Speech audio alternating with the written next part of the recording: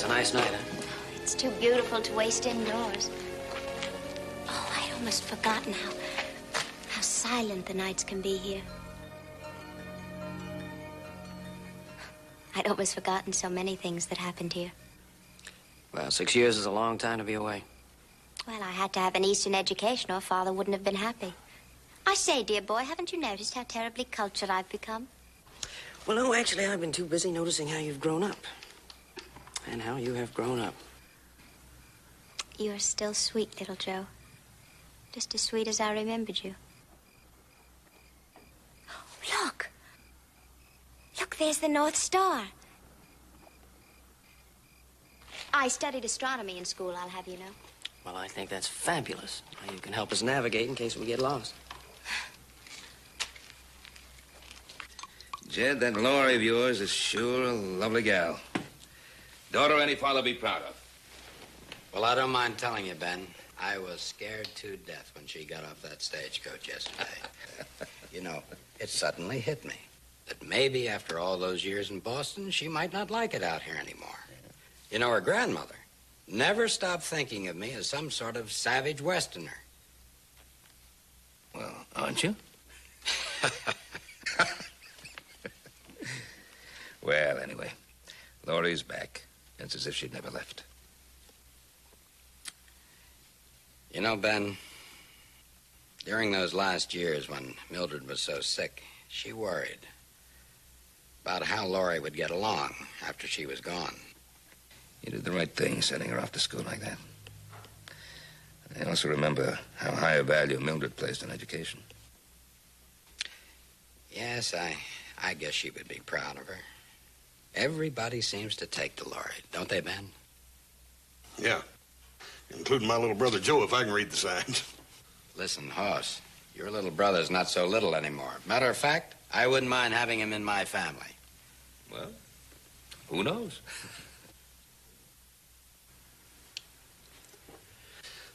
How many you up on anyhow, Cleve? 1,642. Yeah. Reckon I slipped up.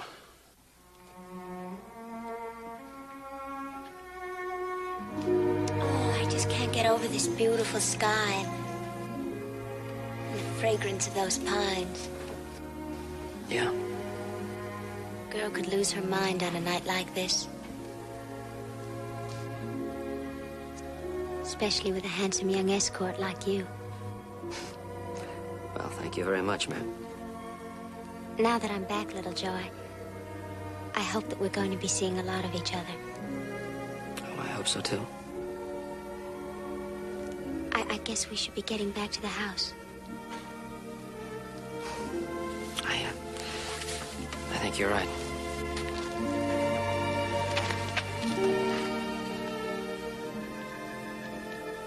Are you really sure that you want to go back to the house now?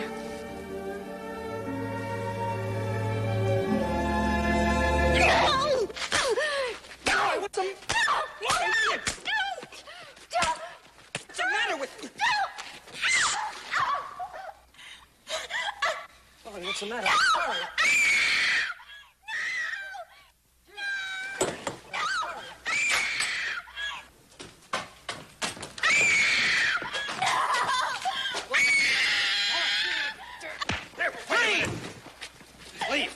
That's enough, I told you. Laurie, are you all right, honey? Please take me home. So, Mr. Ferguson, You shut up! Oh, wait a minute, Jed. Give the boy a chance to explain. Explain what? Isn't it clear what he was trying to do to her?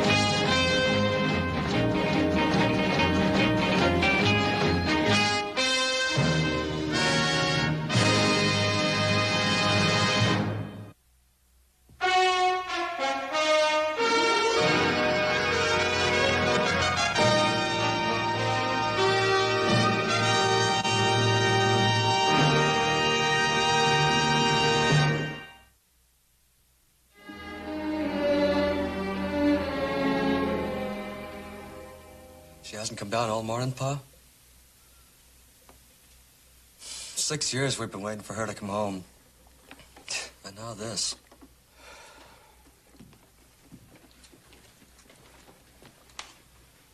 You feeling all right, Laurie? I'll be all right. Honey, about last night, Please. I've known that boy all his life. I just can't bring myself to believe that he would do such a thing. I told you what happened. Don't you believe me? Of course I do, darling. I was just going to say that... Daddy. All right. All right, Laurie, we won't talk about it.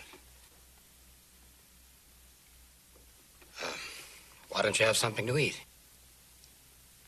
No, I don't feel like eating. I'm going for a ride. I'd like to get about 5 minutes alone with that Joe Cartwright. Now, look, you just leave the Cartwrights to me.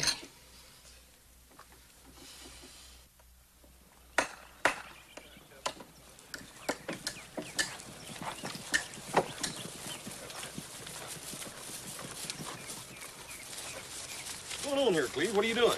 What's it look like we're doing? There hadn't been a fence between these properties in 20 years. Yeah, well, there is now. And it's gonna get bigger. You got anything to say, rough boy? Look, just how are we gonna get out to the herds on the northwest section? I don't know. How are you gonna get out to the herds on the northwest section? It cost us a half a day just going around the... Nobody asked you, saddle tramp. Hold it, Stark. All right, let's get back to work. Any time you got the stomach for a little real trouble, you just come around. We'll be here. Go on, Joe.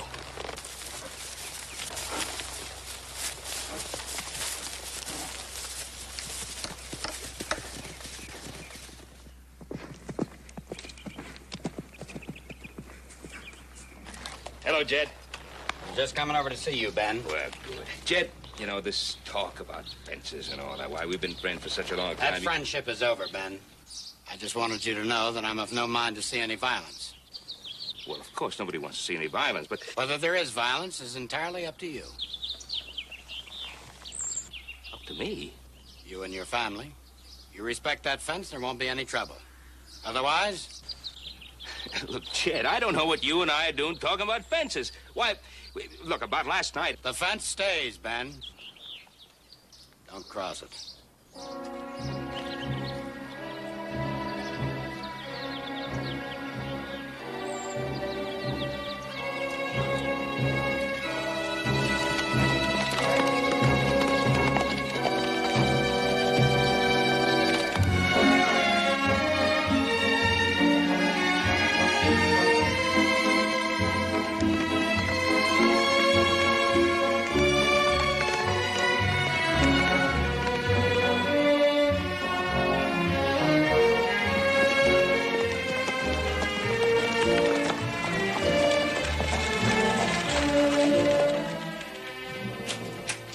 Hello, Will. Howdy, Mr. Cartwright. Joe? How you doing, Will? What brings you to town? Well, you know that little triangle of land between the Ponderosa and the Ferguson property? Strange that you should ask about that. Strange, why? Jed Ferguson was in this morning and bought it. Well, first he builds the fences, and now this. He hasn't got any dang use for that piece of land, but he knows it's going to cost us half a day every time we have to ride out to the northwest section. Jed Ferguson bought it. Well, no point in fuming about it. All right, son. I'll buy you a drink before we go home. It's been a dusty day. Thanks, Will. Good day. Good day, Mr. Cartwright. Howdy, Mr. Cartwright. How do, Joe? How you doing? Haven't seen you folks for quite a spell. How's everything? Oh, just fine, thank you. A couple of beers? Yeah, sounds good. Please. Look who's here. Hello, Cleve. What's the matter, rough boy? Not talking? Just talk to girls, huh? That's about all you can handle, I guess. Thank take that.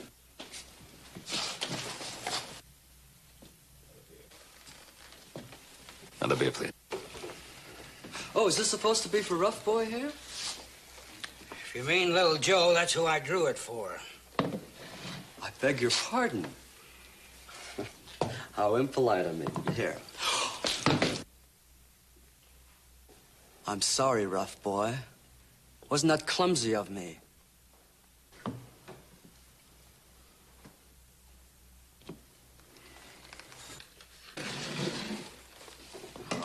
Oh, I'm gonna enjoy this.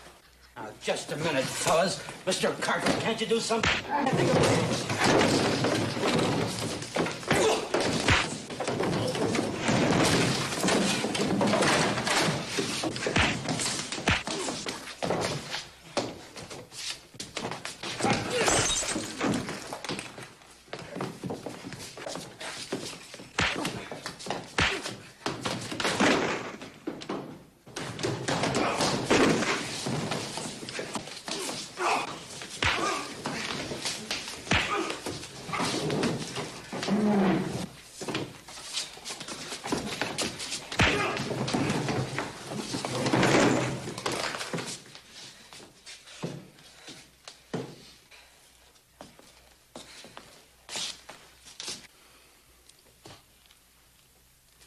Oh, Sam,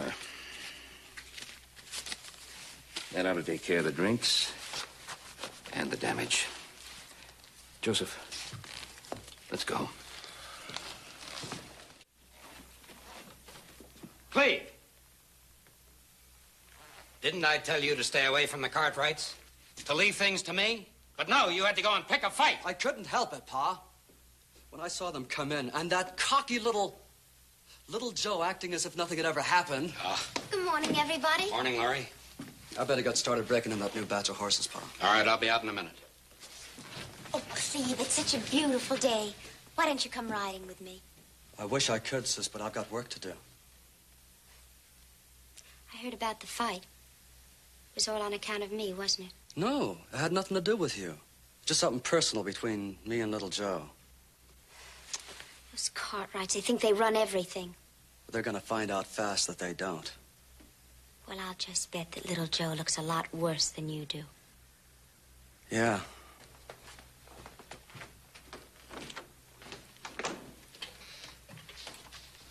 I hope I didn't say anything wrong, Father. Cleve seemed upset. Oh, he's just a bit touchy now. He'll get over it. How's my little girl today? Your little girl is just fine, Father. Oh, it's good to see you laugh again. I'm glad you're not, you know. Well, I'm not going to allow a silly little incident to upset all our lives.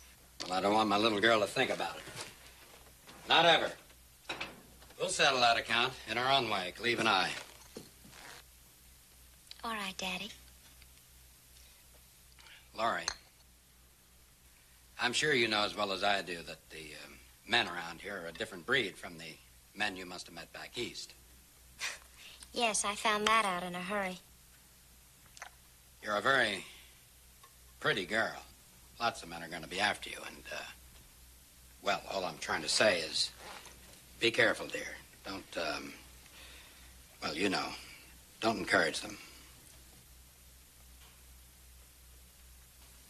What kind of a girl do you take me for? Well, you know what I mean, honey. Yes. Yes, I know what you mean.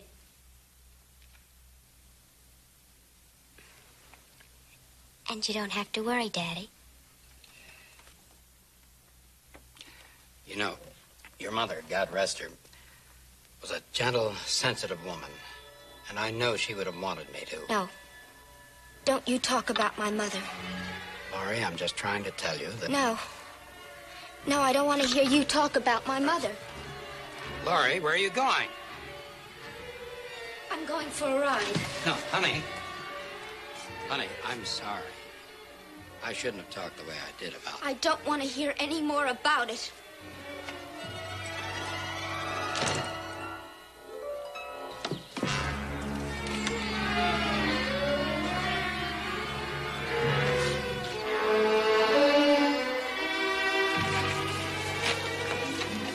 Morning, morning, ma'am. Good morning. I'm Laurie Ferguson. Yes, ma'am, I know. I've seen you. Well, I'm sorry I didn't see you. Yes, ma'am. What's your name? Brett, ma'am? Brett. What a nice name. By the way, my name is not Ma'am. I told you it's Laurie. Yes, ma'am. I mean Laurie. That's better, Brett. Well, I guess you want your horse. Thank you.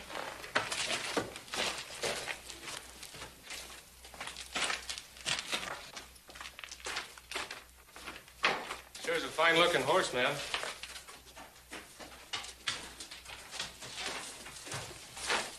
Do you like fine-looking things, Brett? Sure. So do I. They make me feel good. They excite me.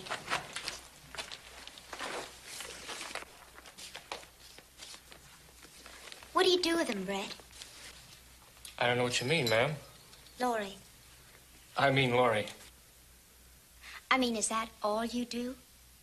Just look at fine-looking things? No, I don't just look. Well, what do you do, Brett? Or don't you do anything? Or are you just afraid?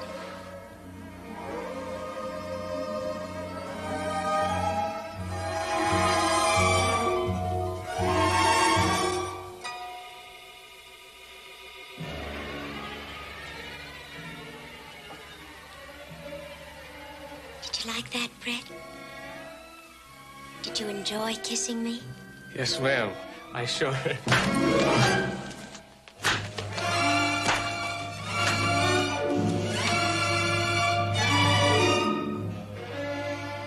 Now, you just better get off this ranch as fast as you can, Brett. Because if my father or my brother see you after this, they're gonna kill you.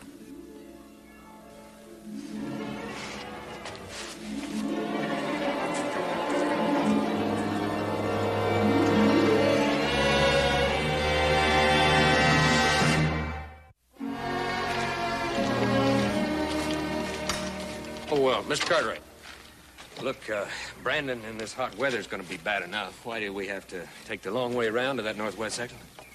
I thought I made that perfectly clear, Stark. We're keeping out the Ferguson property. Well, look, that means we're going to waste a whole half day just getting out there.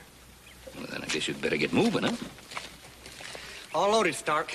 I sure don't count on that long drive out. All on account of one skirt these fancy Cartwrights don't know how to handle. Well, what the boss don't know won't hurt him, will it? Got an idea? Mm-hmm. Climb on. I know a strip the Fergusons ain't fenced yet.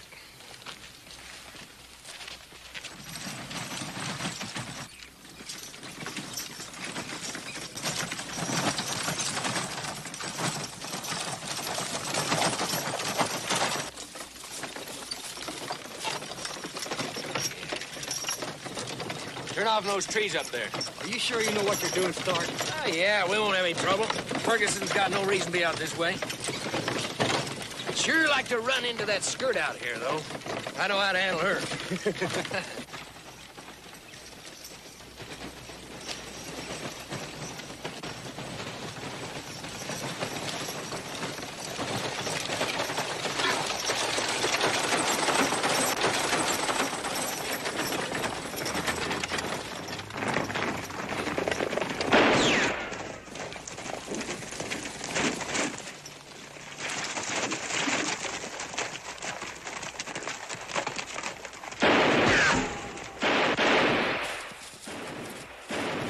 Fence line, yeah.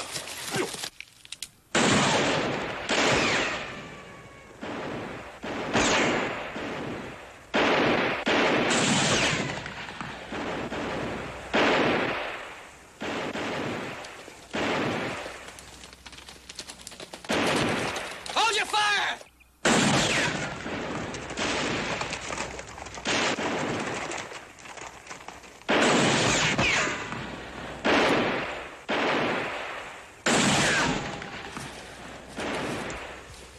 Joe?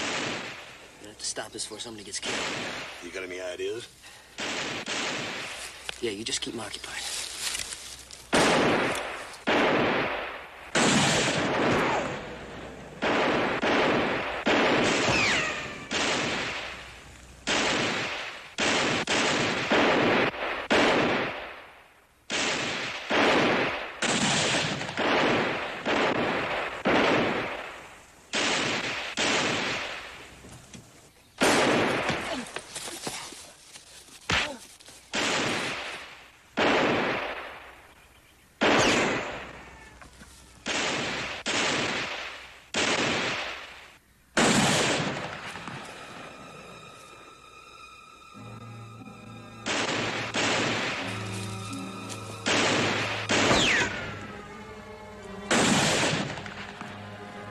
All right, hold it.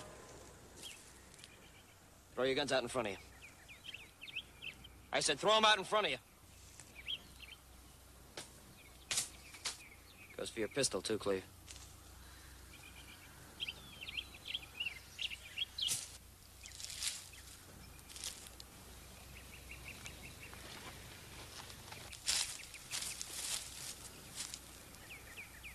Hey, hold it!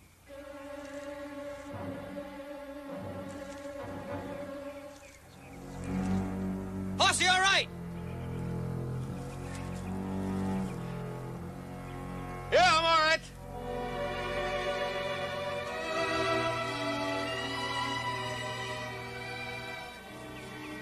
My brother Hoss hadn't have stood up, I'd have shot you down right where you stand. Now, both of you, get out of here. Won't end here, Joe. That's up to you, Cleve. Come on.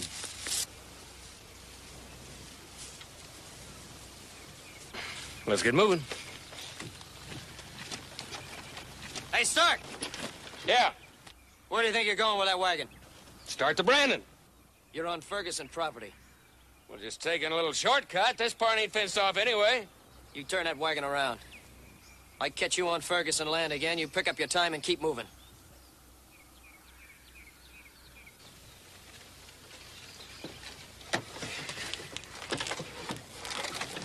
I guess he means it. Turn around. I thought you said you were all right. Oh, it's just a crease. It's all right.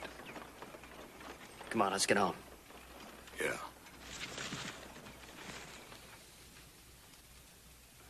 How's that? Yeah, that's fine. Well, I guess we better just stay off of that property. That's about the only thing we can do. Well, there's something I can do. I can get Laura to tell the truth. Joe, you try talking to that girl and somebody's going to get killed, namely you. He's right, Joe. Best thing to do in a situation like this is wait it out till everybody cools down.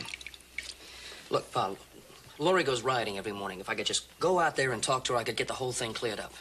Joe, I'm telling you, if you get caught on that property, they'll shoot you down. I'll speak to Jed again. Come on, Pa, you spoke to him once. What good did it do? Look, staying clear of the property's not going to help anything, because it's not going to clear me. Can't you see that?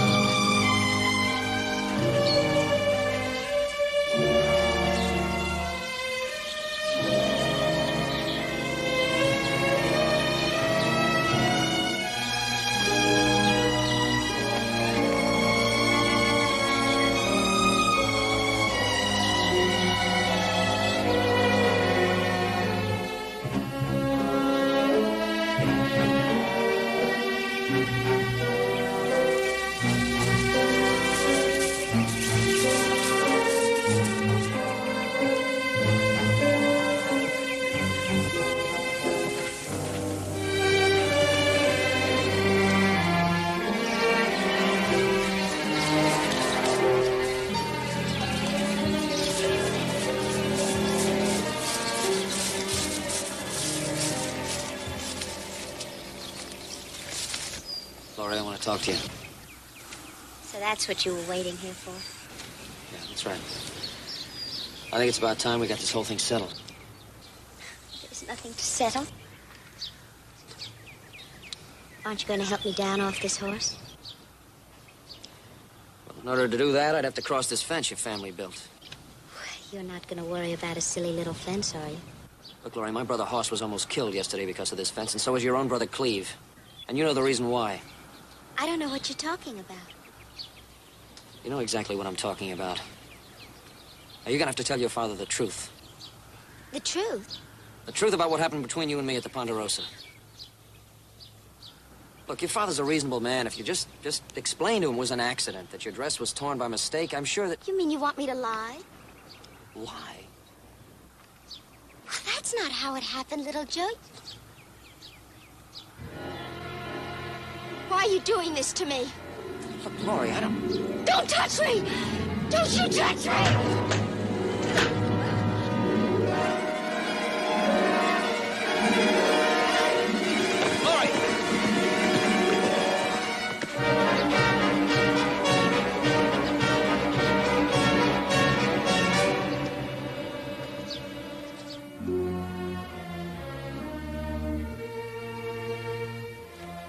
That's all there was to it. And she started hitting me with this thing. When I took it away from her, she rode off.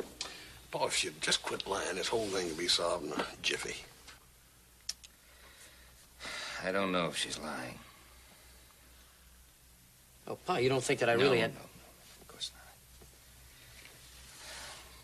not. Laurie may think she's telling the truth. What's that supposed to mean? I've known her ever since she was a little girl, since she was born. Laurie was always a sensitive little girl, very much like Mildred, her mother. Yeah. I guess when her mother fell off that horse and became paralyzed, that didn't help her much, did it? Well, it was a hard time for everybody, but particularly for Laurie. She became even more withdrawn. And then her grandmother came out from the east to take care of everybody. It wasn't a very happy time for Jed, I can tell you. Well, she blamed Jed for everything, for the accident, for the lingering illness, the paralysis, even blamed him for Mildred's death. And then she forced Jed to let her take Laurie back east with her. Pa, I still don't see how this fits in with the way Laurie's acting now. Well, I know it may seem far-fetched, but there's a connection somehow.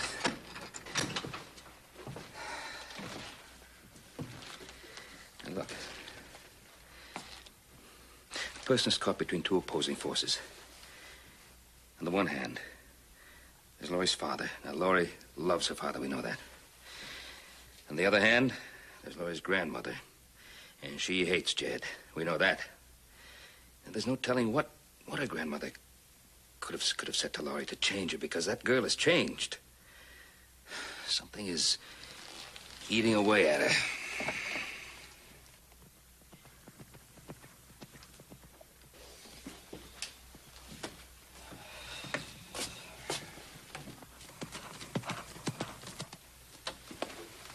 It's Jed Ferguson.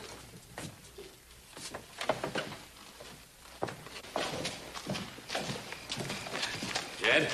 I want to talk to you, Ben. All right, come inside. Outside'll do. I'll get right to the point. It's only out of regard for our former friendship that little Joe's still alive. But believe me, Ben, he's pushed his luck beyond the limit. Jed, the only reason little Joe... Now, I don't want to argue with you about it. I'm just telling you. Keep him away from my daughter. That's all I got to say.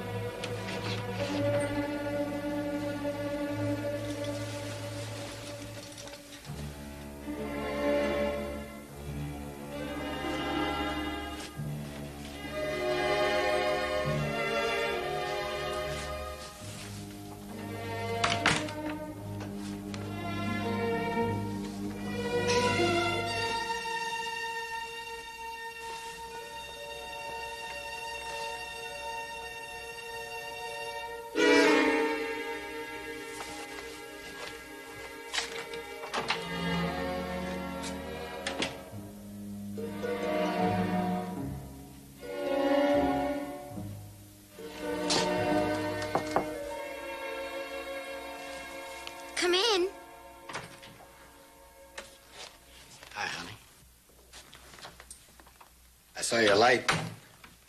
Just thought I'd come in and say goodnight.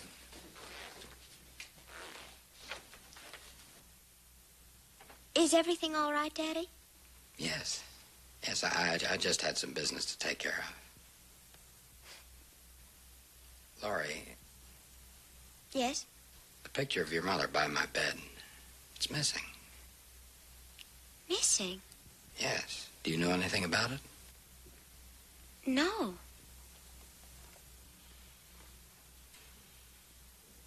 Well, we'll look for it in the morning. Good night, dear. Good night, Daddy. Good night.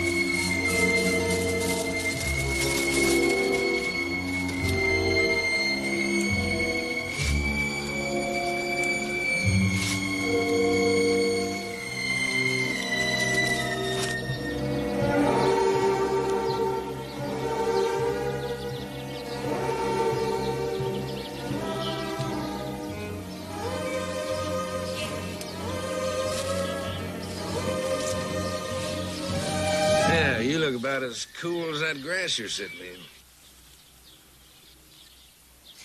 And you're breathing real nice and easy, like a frisky young coat. You're that Laurie Ferguson, ain't you? Who are you? Well, I ain't gonna tell you. Not just yet, anyway. Now, you've been fooling around with that Joe Cartwright, and you know what a waste of time that is, don't you? Now, what you need, Laurie, is a man. Real man. Like me. Well, I may not be so rich and so fancy, but one thing I know how to handle is a woman. What makes you think I'd be interested in someone like you? Don't bother me too much what you think you're interested in, because I know. I like that. I like me a woman that fights. And now, honey, I'm going to show you how a man tames himself a little wildcat.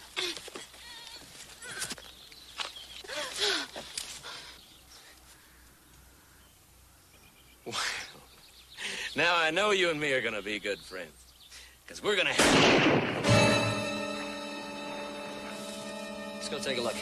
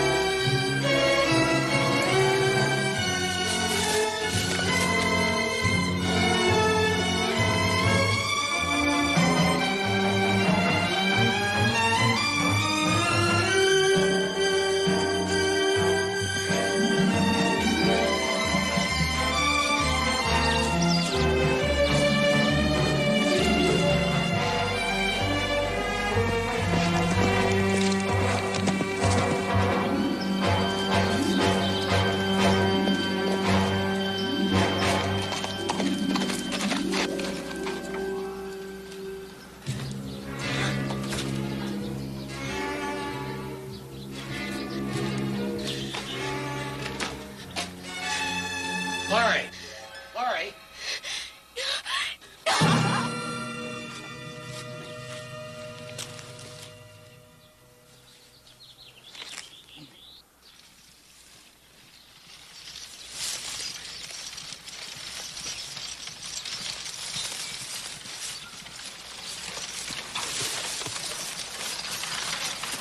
Stark, what happened? Oh, that Laurie, Joe, she's crazy. She grabbed my gun. And she's meaner than a she-wolf, Joe. Crazy. Come on, let's get him. Let's get him to the dock.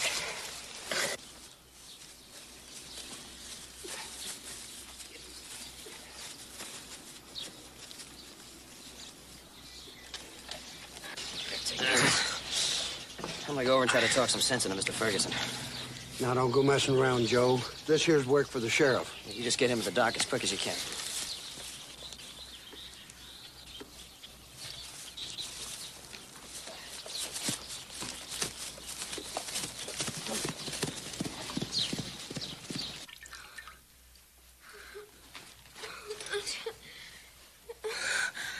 Laurie?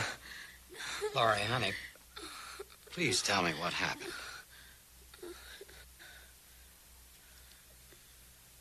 Laurie, how are you feeling? Can you hear me? Can you hear me?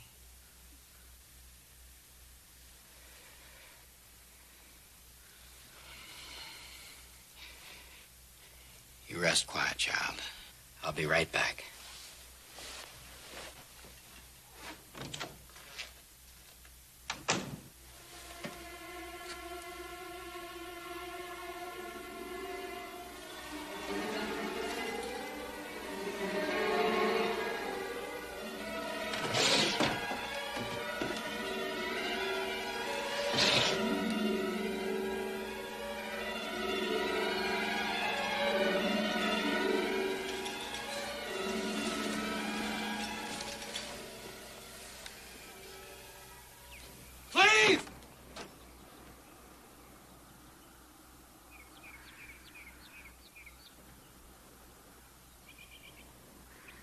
Cleve, where are you?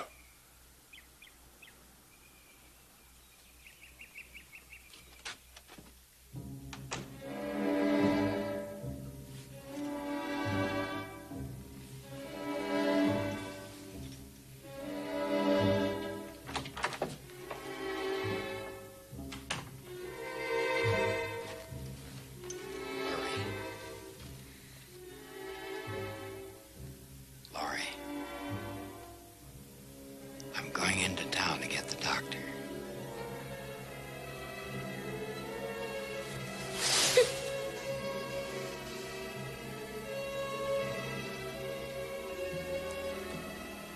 Honey, you needn't be afraid of me. I'm your father. I'm just gonna go get the doctor. I'll be right back.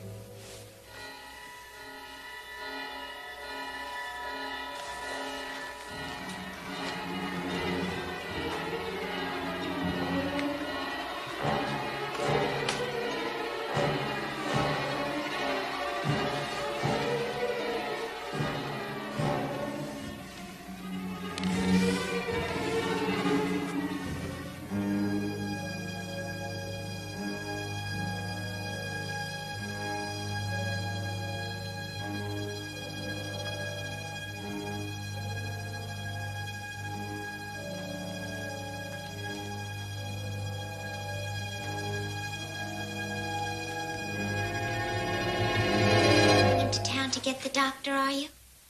Laurie, what are you doing out here? I know what you're up to. Honey, I'm not up to anything. I'm just going in to get the doctor. You're not going to leave me sick in bed to die while you go into town to see another woman. I'll see you dead first. What are you talking about? I'm your father. I know who you are. And you're not going to leave me sick in bed to die like you left my mother while you go off with another woman. Laurie, in heaven's name, who are you talking about? What woman? You know what woman? The one you brought in this house every day while my mother was dying. Laurie, she was a neighbor, a friend of Mildred's. That's all she was, nothing but a friend. No, she's not my friend. Not my friend. And I'm not going to stay in bed and die. Laurie, please, let me get the doctor. You're not well. You're imagining all sorts of strange things. Don't you move. You take one more step, and I'm going to shoot you.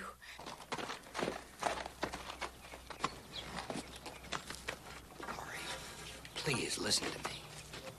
No. No, I listen to you. I listen to you every night. You and she alone downstairs laughing. Laughing your disgusting laughter. While my mother was upstairs in bed dying. Dying! Because you brought her out here to die.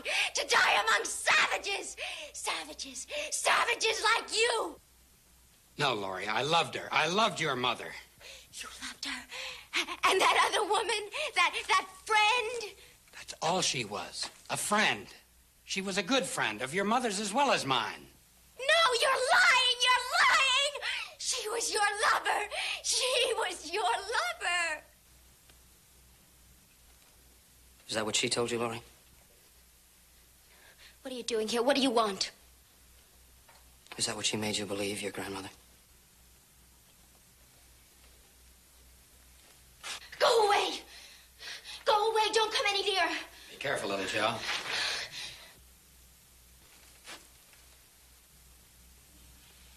Did she teach you all this hatred? To hate your father, to hate all men? To make you feel the bitterness you could never make your mother feel? I don't want to hear anymore. I don't want to listen to you.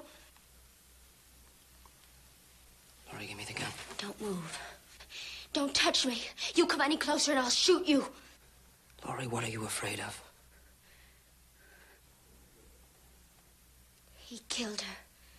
He killed my mother with his lies. She lay upstairs in that bed dying, thinking of him downstairs with another woman. And it killed her. Laurie, there was never anyone but your mother, and she knew it. We loved each other. It's true that that woman, and she was a good woman, would come in sometimes to help. She tried to cheer me, to make me laugh, to put up a pot of coffee or cook some supper because Mildred wanted it that way. But I never loved anyone but your mother. No, you're lying. You're lying. Did your grandmother ever tell you how your father worked and sacrificed himself to build up this ranch? Just for you and Cleve? Did she ever tell you why your father never remarried again after your mother died? Because there wasn't another woman in this whole world that he could love. Did she ever tell you what everybody in Virginia City knows? That your father just lived for the day you could come back here and be with him.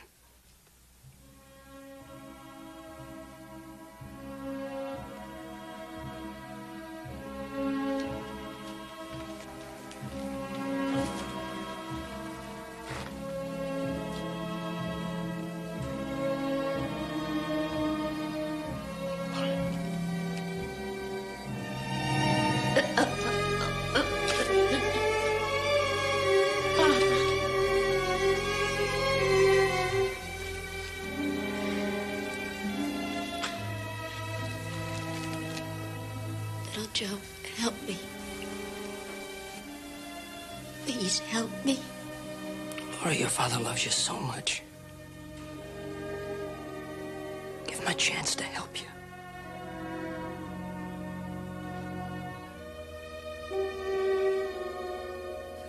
Give him a chance.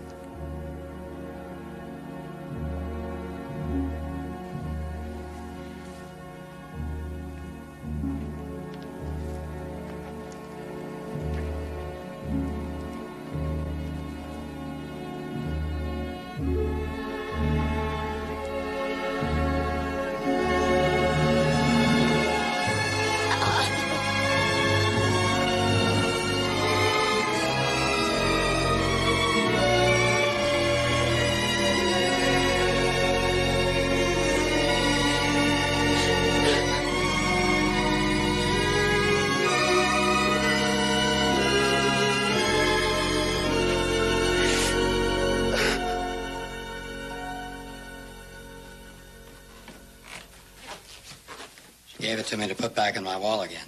What's the doctor say, Pa? Well, it'll be a long pull, but eventually he feels that she'll be all right. I'm sure happy to hear that. Ben, I just can't find the words to. Jed, there's no need to, you know that. I'm mighty proud of your boy. So am I. Joe, those fences are coming down in the morning. We out there to help you take him down. Well, fences never did make for good neighbors. Never found a fence yet that was a substitute for understanding. Jed, didn't you have some good ruby port wine around here somewhere? Ben, I know exactly where it is. Come on. Thank you.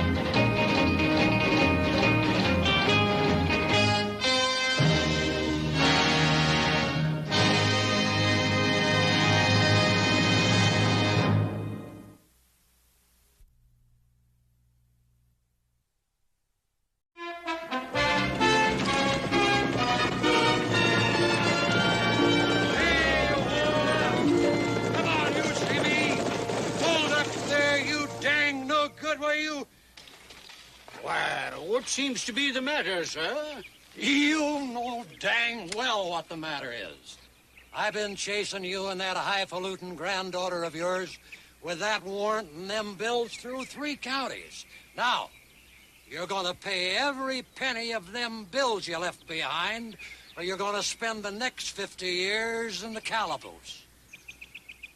Sir, Colonel Robert Fairchild is not accustomed to being addressed as a vagrant and a lackey. I find your gross insinuations a little bit more than I can bear. I am a member of Southern aristocracy, sir. Mister, I don't care if you're Stonewall Jackson. You're going to pay them bills you and your granddaughter ran up, or you're going straight to jail. Grandfather, I believe I'm going to faint. Yeah.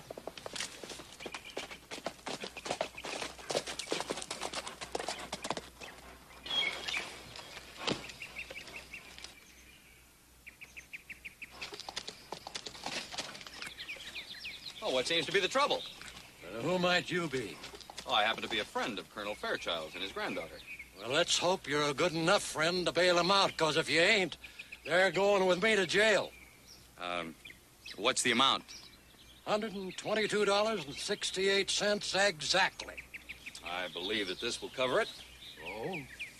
And, here's a bit more to cover your expenses. Oh, well. Yeah, I reckon so, mister.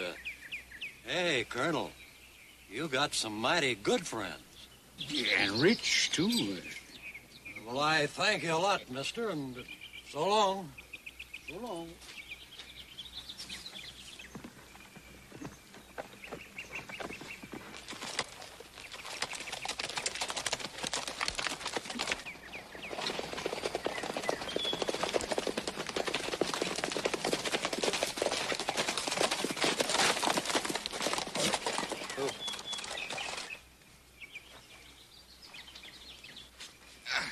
I thought I told you to keep out of trouble. Geller, it's not all Grandpa's fault. Shut up.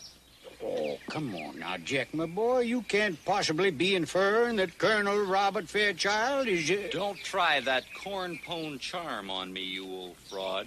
You just shut up and listen. Now, I'm on to something. Something pretty big this time. There's a horse named Clancy that's owned by some hotshot kid on a big spread just the other side of Virginia City. Now, I've been watching him work out. And the horse and the kid are pretty good, but I think we can take them for plenty if we work it right. Magnificent. Splendid, my boy, splendid. Yeah, well, there's only one hitch, though, Fairchild. I think maybe you know the kid's father. Yeah? What's his name? Who is he? His name's Cartwright. Cartwright? I don't... Ben Cartwright? Yes? Why, of course I know him.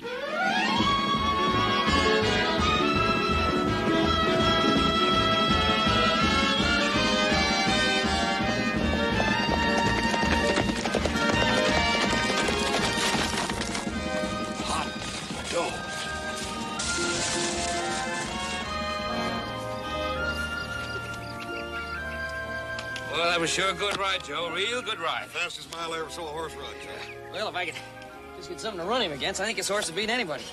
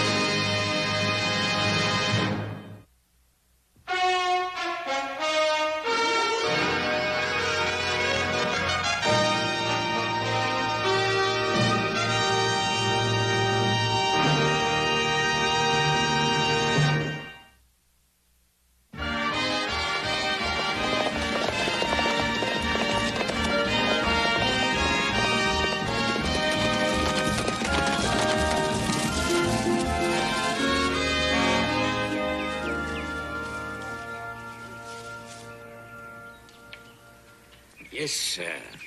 2 fine kids and 2 beautiful horses. Yeah, they surely are. Hey, I thought you were going to let him out there for a minute. Not on your life, little Joe. You'll see Jeff Davis run when we race and not before. Oh. Tires out easy, huh? Is that why he got that pancake on his back instead of a saddle? That saddle is the latest thing in racing equipment.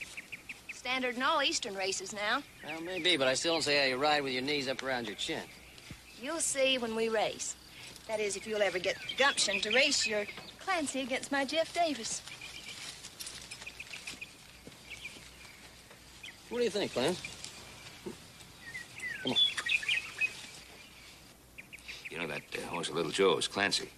He's out of the Truxton strain. That's Andy Jackson's champion. Oh, well, about Andy. But Jeff Davis has bloodlines, too, you know. Oh, he's a good-looking horse. You know, Patty Lou is just dying to match him.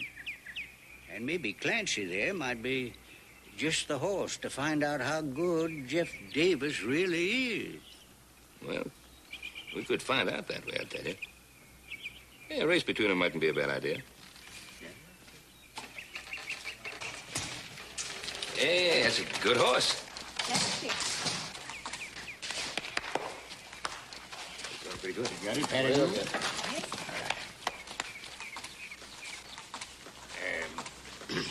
I do believe it's Minjula time. Yes, sir. A horse race is a thing of beauty. Surely is.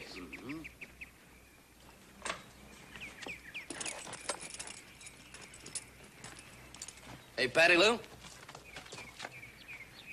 Better pull that blanket up over his ears. You don't want that old crowbait to catch cold.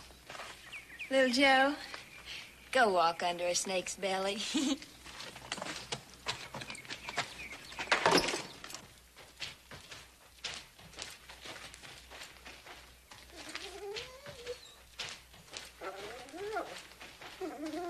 Dear me, is it bad, horse? Nah, it's just a little case of the Wally Global. Well, turpentine, lemon extract, and honey. Nothing better to cure the... Wobbly globbles. Hey, how'd the workout go anyhow? Fine. Little Joe says he'll race his Clancy against my Jeff Davis. Ain't that just like that little Joe? Womp up a race first thing. He's liable to be surprised this time, though. We ain't had a gal around here that could set a saddle like you. Well, I do thank you. As a matter of fact, we ain't had many around here as pretty as you either. Horse Cartwright, I do believe you're sweet-talking me. Would you mind if I was? I'd be disappointed if you didn't.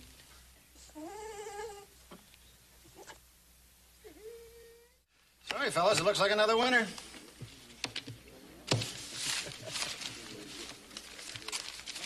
I keep telling you, poker is not my game. Will you excuse me, gentlemen? Yeah, sure. One thing I like is a good loser. You'll never find a better one. Yeller never won a hand or anything else. Hey, come to think of it, you're right. I'm starting to feel real bad taking his money.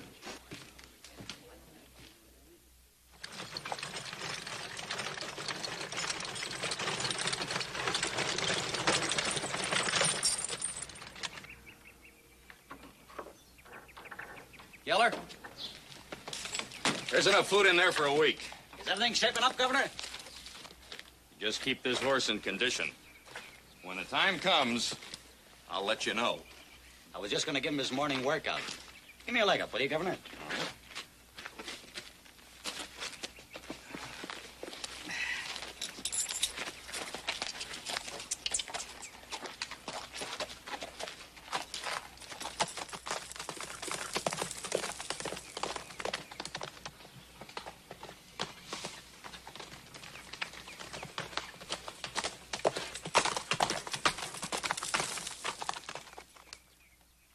Thank you. How did Clancy do today, son? He's getting better every day, Colonel. And no horse around it can beat him. Oh, now, wait a minute. Your Patty Lou has a horse, too, you know. I reckon we'll just have to set a date for that race, Ben, don't you think? What do you say, Mr. Cartwright? I'm sure for it, Pop. Yeah, come on, Paul. The whole town's excited about it. Wait a minute now. Don't all come at me at once. I didn't say no. Set your date. Have your race. Oh, thank you, Mr. Cartwright.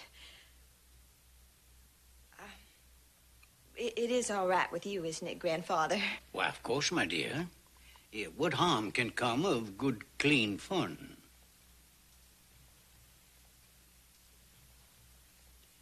Well, horse, shall we go and have a look at that ailing dog of yours? Anytime you're ready, Colonel. Yeah, I promised horse that I'd give him a little assistance. Daughter, will you join us? I'd love to, Grandfather.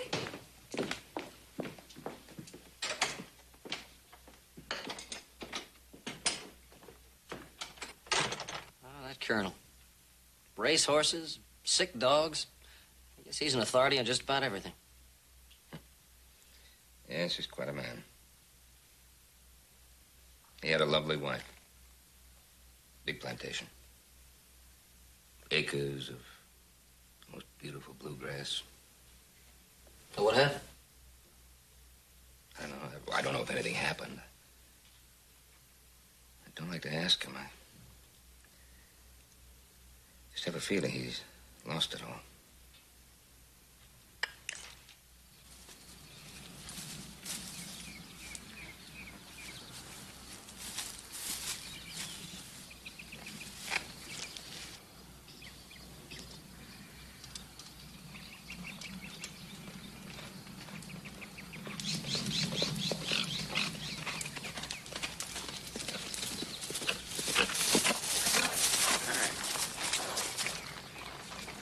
Where's your granddaughter? Well, she's tending Jeff Davis. Didn't I tell you I want both of you here when we have a meeting? Well, now, we must be circumspect, you know. Those Cartwrights are no fools. What have you done about the race? Well, we're working on it. Patty Lou and I are working on it. Well, what's taking so long? Well, now, don't you worry, Geller. The race will be soon. Ben Cartwright is arranging the whole thing. Good. I've got the yokels primed and ready. I've been playing cards with them, dropping a few hundred. They don't believe I could win a two-horse race if I own both horses. Me. And don't you forget your promise. The Cartwrights are not to be hurt. Well, you just remember your end of it. I don't want any more slip-ups like El Paso. Oh, now that was an accident. You were drunk, Fairchild, and your granddaughter was mixed up with some bronc buster. Well, a child is entitled to be in love. Don't give me any excuses. I'm telling you. Another slip-up like that, it's going to be your last one.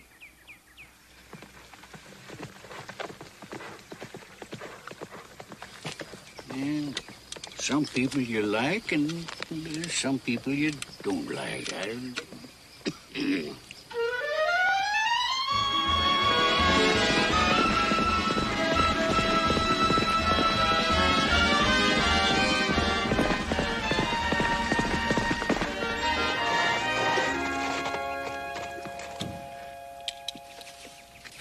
You have them all out? He doesn't train too well. This horse is going to take a whole lot more work before he's ready for Clancy. Just you watch him in the race. Yeah, well, don't you go underestimating Clancy, our little Joe. I'm not underestimating him. But Jeff Davis here now, he's just born to win, that's all.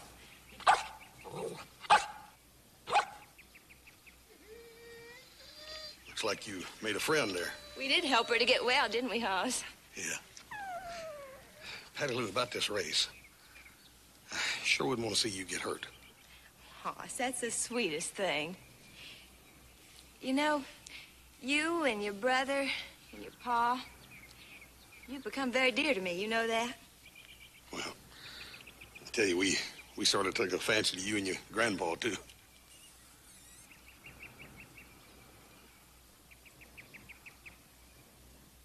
Yes, sir. Salubrious. That's just the very word for this climate. That's a good word. Yes, sir, it's a fine, healthy place, that's for sure. Yeah, you've made a fine spot for yourself here, Ben. I'm right proud of you. Yeah, it's pretty. Colonel, how much do you like it here? Well, I'll say I like it just about as much as any place I've ever seen. Well, you know, I don't mean to pry, you know that. Had a thought occur to me last night. Well, let's hear it, Ben. Let's hear it. How would you like to settle down here? Here? On the Ponderosa? Why not?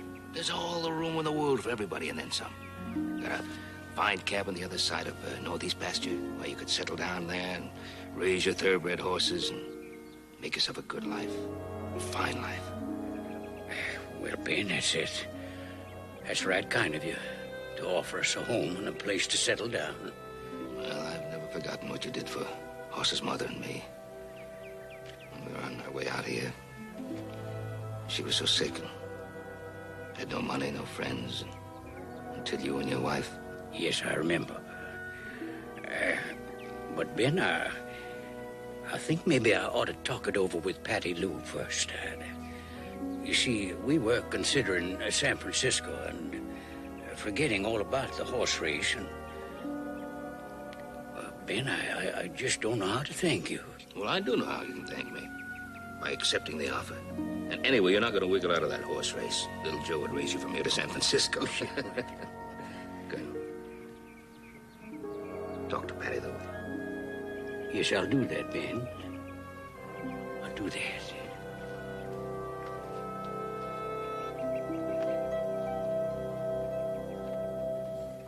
Queens.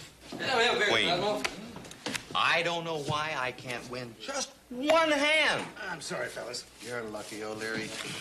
I've sat here all day with second best hands. All day long.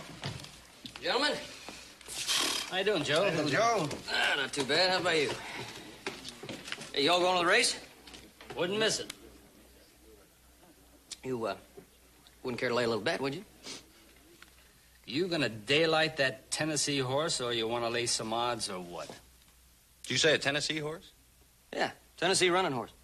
Has that horse got a name? Mm-hmm. Name's Jeff Davis. From Tennessee? With a name like Jeff Davis? Well, I don't think I'd mind putting a few dollars on him. What do you call a few dollars, mister? How about 100? You got yourself a bet. Good. Hey, George, I've never seen you guess right yet, Geller. If Geller's backing Jeff Davis, I'm going along with Little Joe. Hey, that's for me, too. I'll take some of that money, say $250. I got 200 Clancy will outrun Jeff Davis. Well, you're all covered. I'll take any amount on Jeff Davis. As a matter of fact, I might even raise my bet.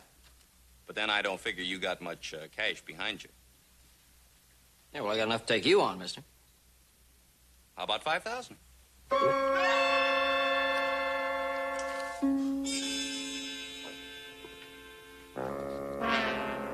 Well?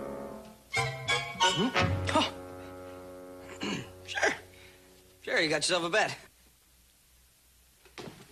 Sure. Well, deal.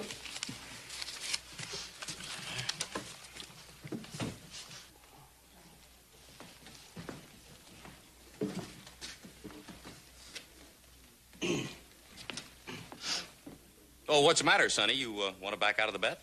Huh? No, just... I was gonna pay for my beer.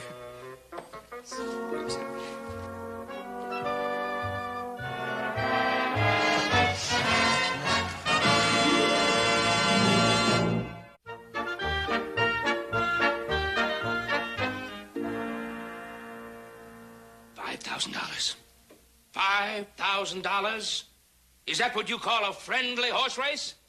Well, now, look, you listen now for a minute, Pa. Now, you'd have done exactly the same thing if you'd have been in my place. This Geller was so cocksure. I don't care how cocksure of himself anybody is. Call off that bet. I can't do that. Call it off right now, right now. Where are you going to get $5,000? $5,000. Well, I have some of the money saved. I've saved a little. Oh, really? You got some of the money? How much of the money have you got saved? I got about $200. $200? Isn't that wonderful, little Joe? You've got $200. That means you've only got to get about $4,800. Well, I thought you could give me a little advance on my wages. Look, Paul, I put a clock on that Jeff Davis, and there ain't no way he can outrun old Clancy. Clancy will outrun him every day of the week and twice on Sunday. What's that got to do with what we're talking about? Tell you what it's got to do with it. There ain't no way little Joe can lose, that's what. I'll tell you what, Joe, I'll put all my money in with you. Oh, fine. How much money have you got? I've got, $180. $180? Well, that's quite remarkable. You've got $180, you've got $200, that makes $380. Where are you going to get the... Call this thing off. Well, now, look, it's not just Hoss and I. I mean, there's a lot of upstanding people. There's Fairley, O'Leary. Wait a minute. What have Fairley and O'Leary got to do with this? Well, they're betting on Clancy. They got about $500 bet on him. Oh, that's wonderful. Now you've got the whole town betting on this race. Oh, just great. Howdy, Ben. Little Joe. How you doing? All right, Clem.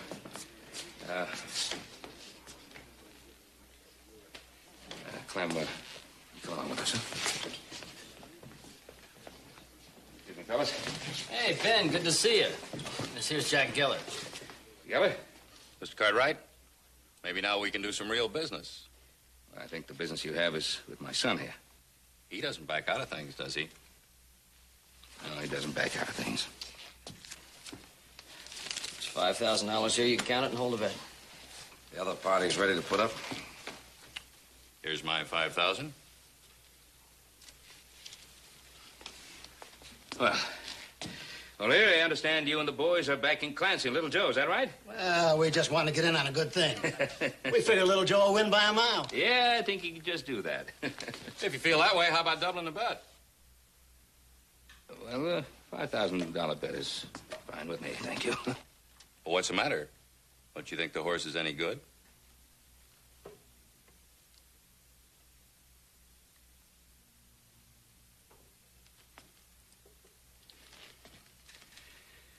All right, we'll double that bet, Sheriff. You come with us to the bank, I'll get you the other $5,000.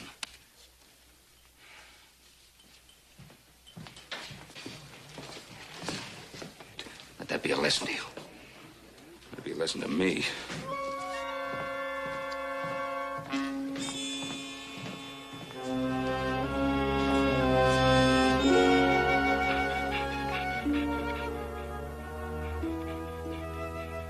Patty Lou, this horse is going to look great. Yes, I know. What's the matter? Something wrong?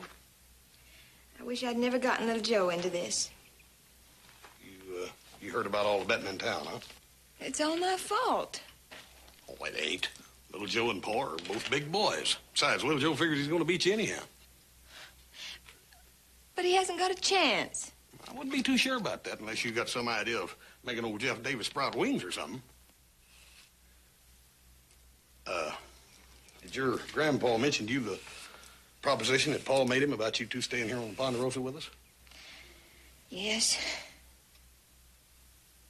Oh, Hoss, you're the nicest person in the whole world. You all are. Well, we'd... Hey, who you coming with me? Yes, Grandpa. I promised Grandpa I'd ride up to the lake with him. Well, you go right ahead. We'll finish this little talk later. Later, yes. Bye for now, Ho. So long, Colonel.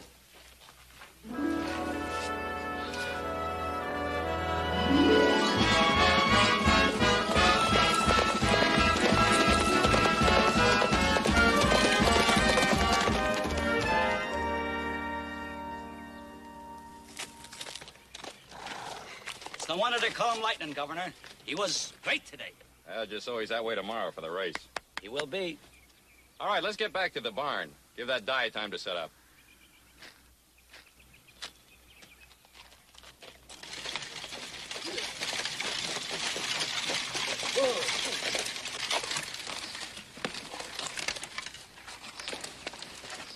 Is anybody there, Patty Lou? No, they must be running lightning. Now, remember, Grandpa, I'm to do the talking. Well, now, Patty Lou, I think it'd be much better if you let me do the talking. You know how you two clash. We have to stand up to him. We have to make him listen this once. Yes, we do indeed. And I have every intention of doing that very thing. It means our future, our lives, and our happiness, Grandpa. I know that. I know it.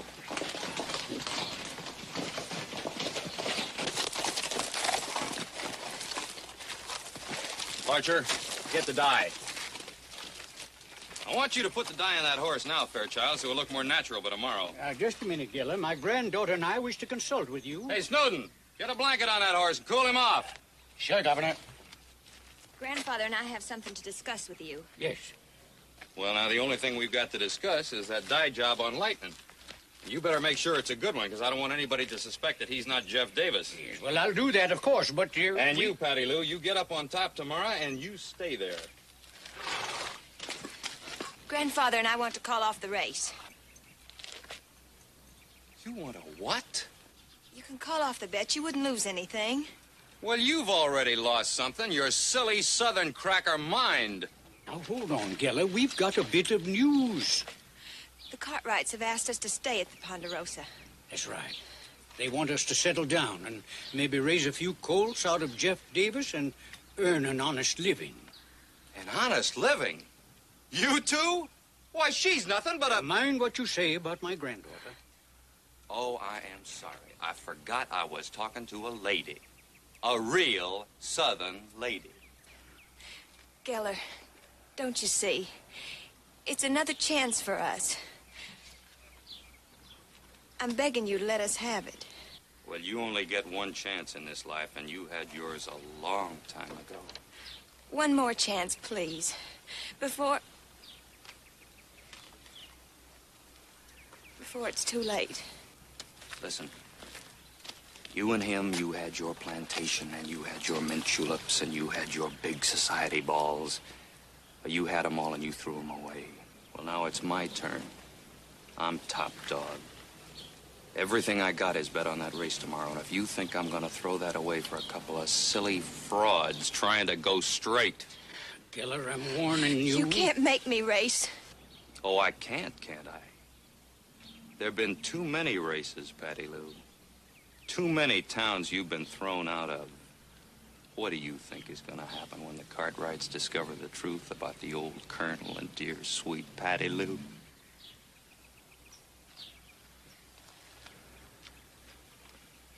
Come, Grandfather. The die. Let's get at it.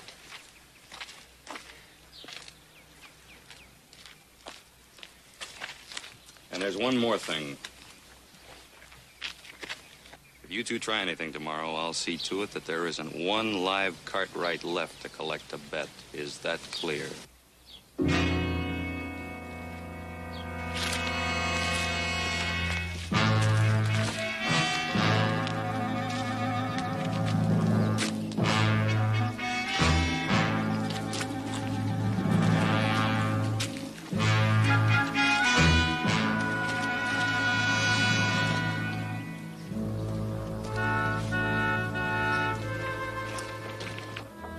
Grandfather?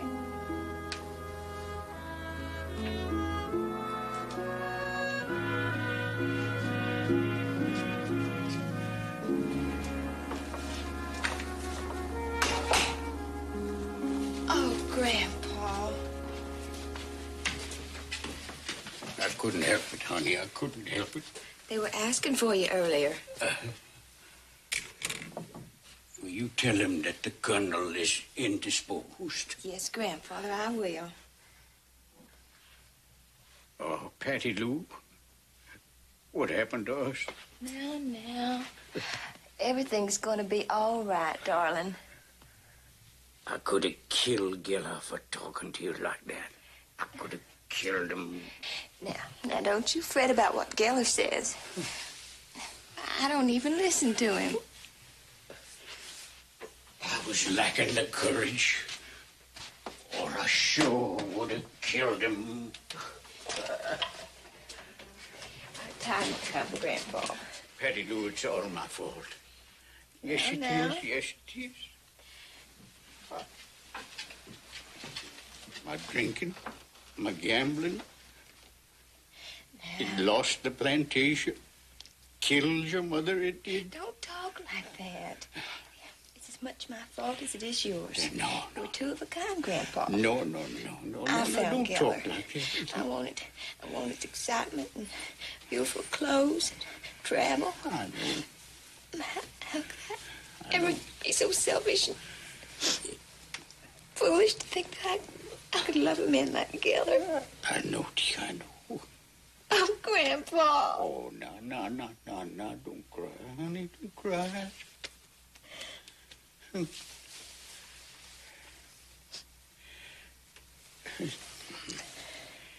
You try and get some sleep, Grandpa. Just go to sleep. Yeah, I'll get some sleep.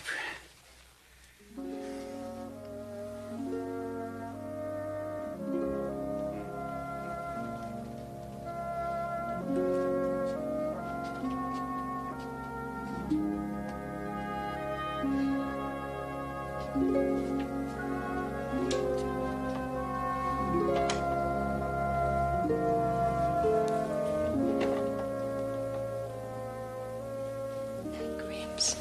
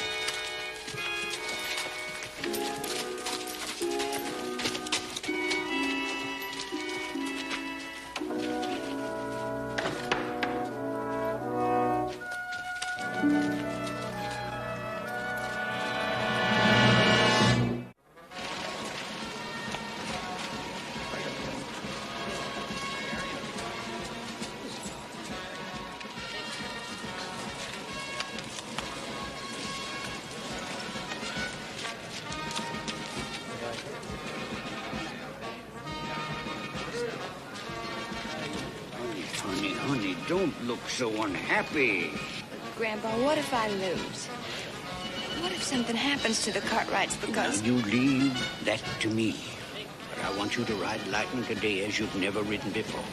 Grandpa, what are you going to do? Yeah, don't worry none.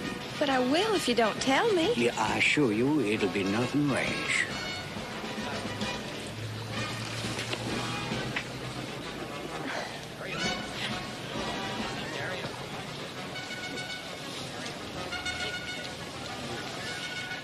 You're very dear to me, Grandpa. Yeah, well, the feeling is mutual. Now, you've got to win this race for Patty Lou. It is your race today, Lightning. Don't forget that, huh? About time, boys. Take care of the bets, Clem, huh? They're mighty heavy.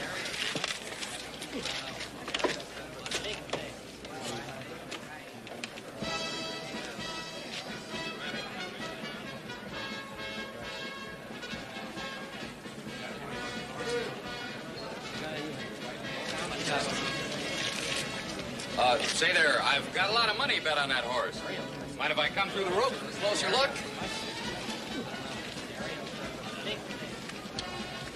I just want to point something out to you, too. You see Snowden down the street there by the buggy?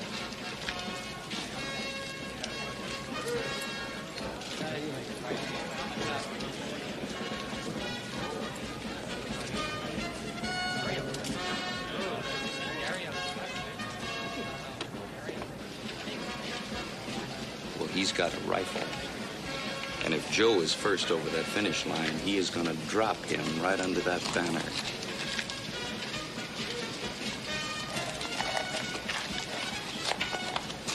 Now, you see Hoss there? Well, Larcher, there, is going to drop him in the excitement. The crowd noise ought to cover up the gunshot. And I'm going to take care of Papa Cartwright. You'll never get away with this. Oh, yes, I will. We are going to grab the money and get out of here before the excitement dies down. We're going to leave you and the Colonel to face the mob, and I think just possibly they're liable to be in a hanging mood. So think it over.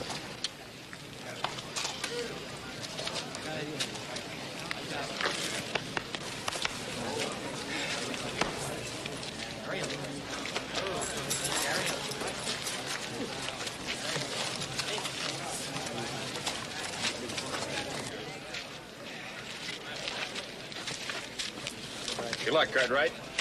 Thanks. You're gonna need it. Now, that fancy breeding sure does change the appearance of a horse, don't it? Leg me up, Hoss.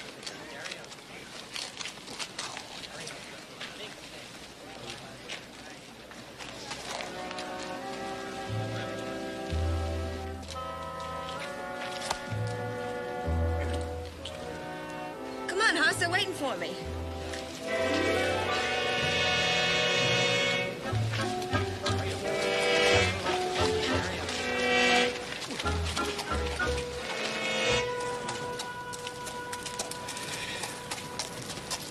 You really think she can daylight me, Hoss? I don't know, Joe. It's going to be a race, I can tell you that. Well, don't look so worried, brother. I hate to beat a pretty girl like Patty Lou, but I just don't have any choice.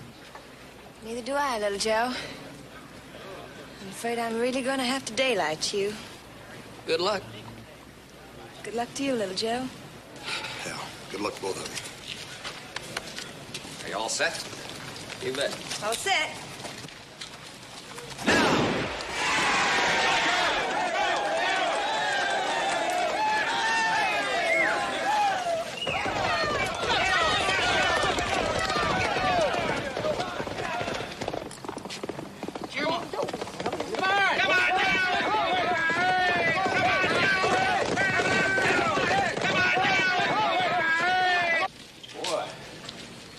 Start.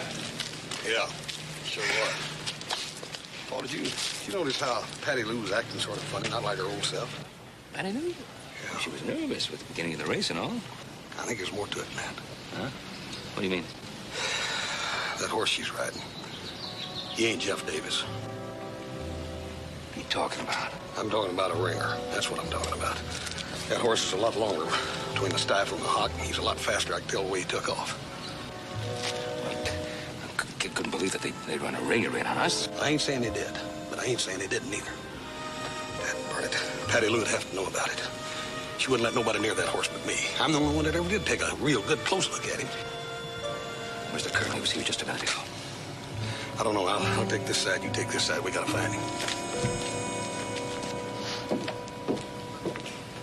Keller, I must talk with you. Not now, you old fool. Right now.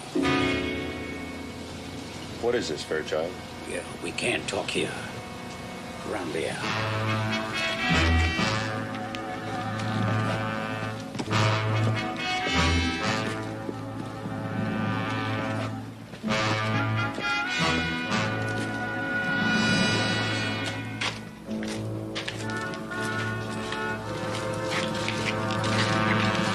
Have you gone out of your mind? Now, Keller, I want you to get out of town before this race is over and take your men with you.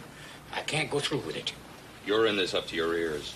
Do you want to see your granddaughter go to jail? You know dang well I don't. But I don't want to see the Cartwrights hurt either. So make up your mind pretty quick. All right, Colonel. You win.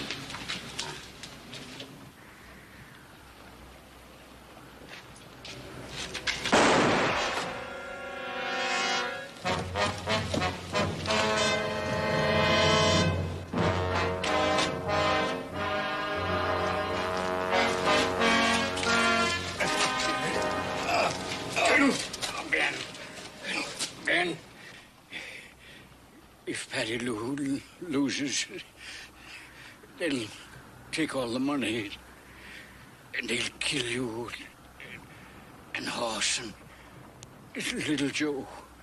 Who are you talking about, Colonel? Who? Gilla, and the others.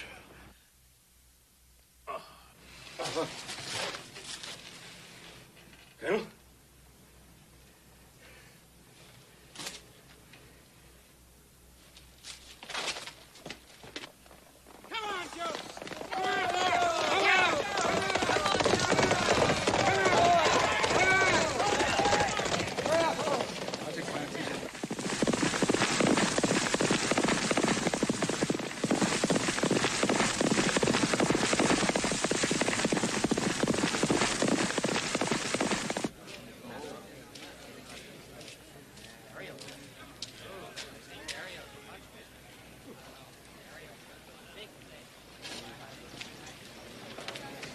Hey, Clem, you seen Pa or the Colonel?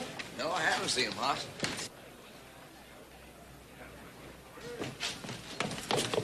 Hurry up, Doc, hurry.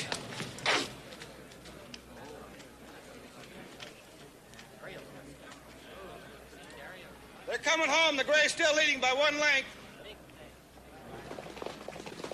Come on!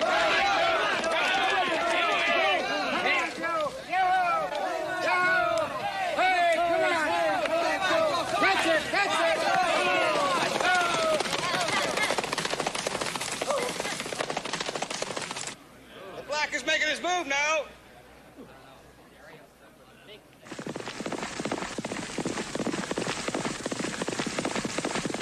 Little Joe, please! You mustn't win! You don't understand! You mustn't win! Go on, Patty Lou! See you in town! Come on, boy! You mustn't, Joe! Joe, you mustn't! Please!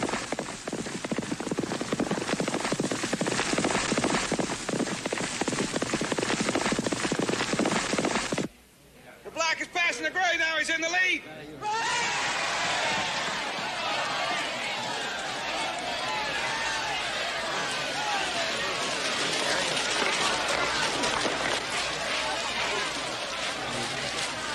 Here they're coming into town. The black is still leading. Here they come.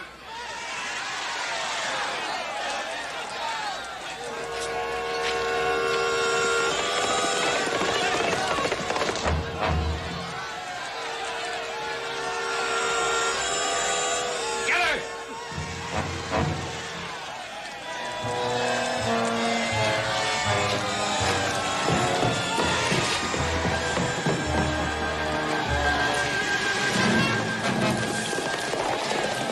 Come on, Joe!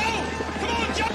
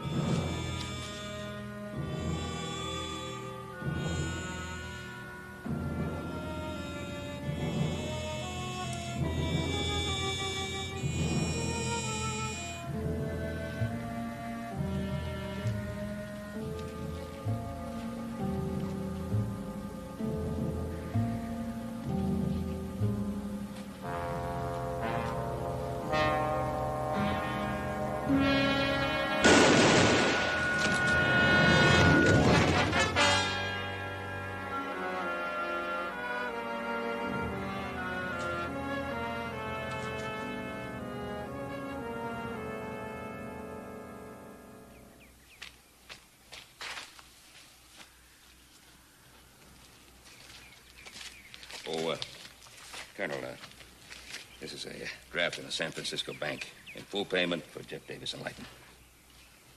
Are you sure now, Ben? I'll tell you the way I look at it now. Clancy needs a couple of stable mates. And you never know when one of the family may want to start a whole string of racing horses. Well, they'll sure have a good start. Well, Ben, what is there left to say for two old friends like you and me? Something I've wanted to say and haven't. It's been good to see you. I abuse your hospitality, Ben. It won't do for me to ask your forgiveness. We've known each other too long for that kind of talk. We're friends. Good friendship. And I thank you for that, Ben. I thank you kindly. Hoss? Hoss? Weren't you even going to come and say goodbye? Oh, I sure was, Patty Lou, but I was looking for your going away present. And I found her over there under a bench. And she said she'd sure like to go with you.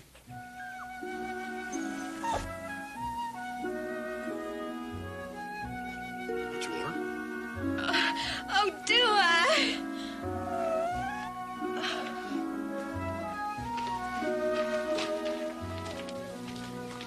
Little Joe? Yeah, Patty Lou? I wouldn't be surprised if you don't turn into a fair riding man someday. Well, thank you. That's very kind. Of course, you got a lot to learn. But with a little bit of perseverance, there's no telling what might happen. Take good care of him, Jeff Davis. Bye, Lightning. Well, what's this? I didn't steal her, Mr. Cartwright. Hoss gave her to me. Hazel, you going on a long trip? There we are. Thank you. Well, you know, Hazel, you look like an intelligent little one. Yes, sir, you look like you had a lot of sense, yeah. I wonder if we could teach her to talk. Grandfather! Get there. Whoa, goodbye. So long.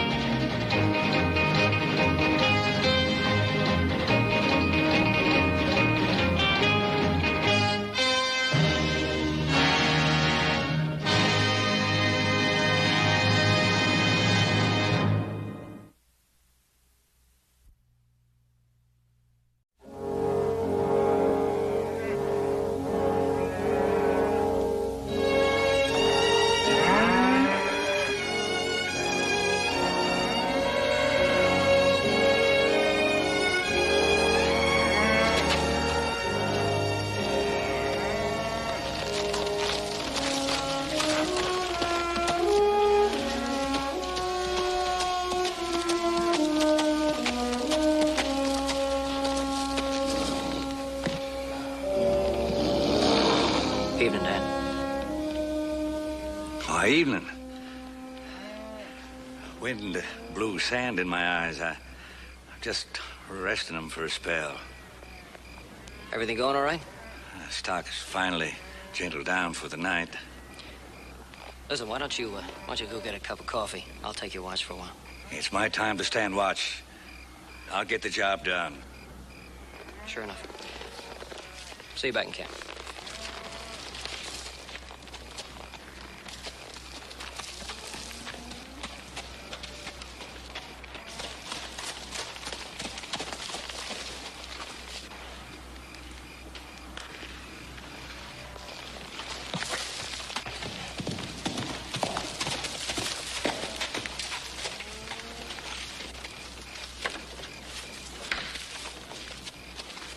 Just a wind could fire the brush and stampede the whole herd. It'd take us a week to round them up. We were careful to see it didn't happen. You were careful. You're supposed to be riding watch, not sitting around guzzling this stuff. Well, a fella's got to have something to take the chill off his bones. The orders were no drinking on this drive. You knew that. It's not the first time you've broken the rules, but it's going to be the last. All right, we owe you 2 weeks' pay. There it is. Be off this ranch in an hour. Just like that, huh? Pack up and get out. That's right, just like that. You hear the man, Temple? I heard him. Don't like it. No man fires me and then tells me what to do. What do you reckon we ought to do about him, Sand? Teach him some better manners. That's the bottle talking. It's not making much sense. Not this time. This is my idea.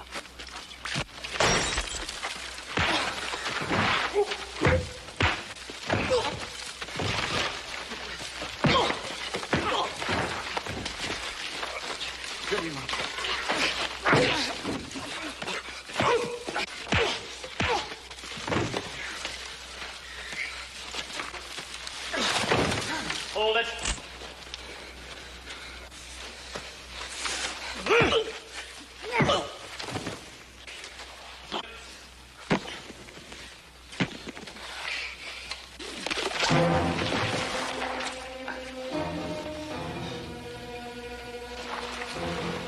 You got 10 seconds to ride out.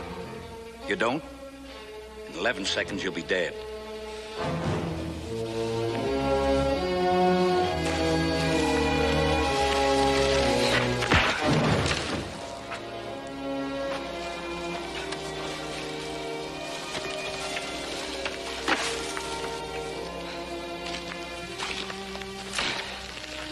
Thanks, Dan.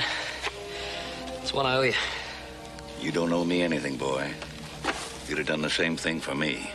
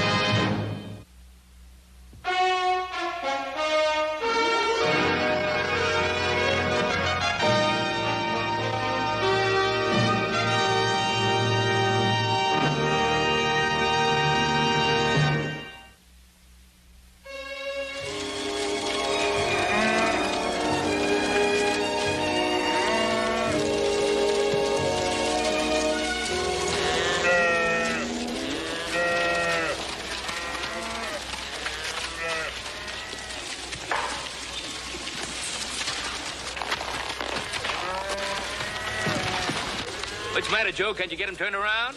Told him enough times. You think he'd do it by himself now?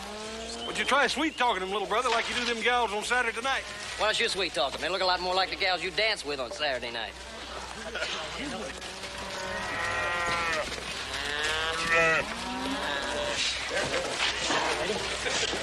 Dan, you want me to take him and you put the iron on him? After 50 years, Hoss, I think I can handle it.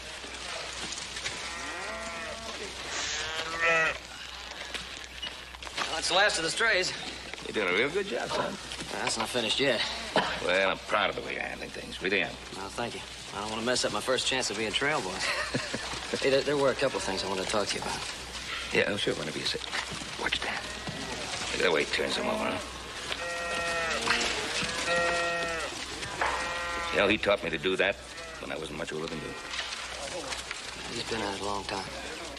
I'll get him for you, Dan. I don't need your help. Get away!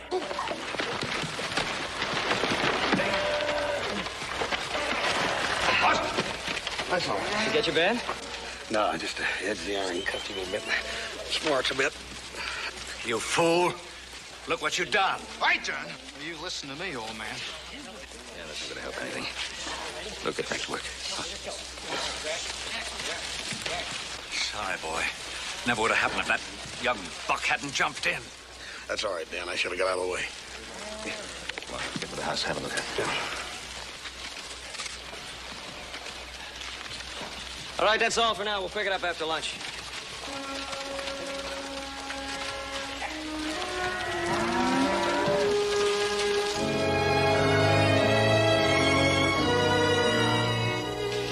he can't do the job anymore.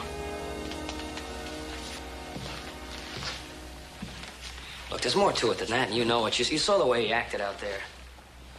Well, Dan Tolliver used to be the best-liked wrangler on this ranch. He just doesn't get along with the men anymore. I've been watching him the last few weeks, Pa. He's tired. He's slow to react to trouble. The other day, the herd turned into him, and his horse almost went out from under him before he could get clear.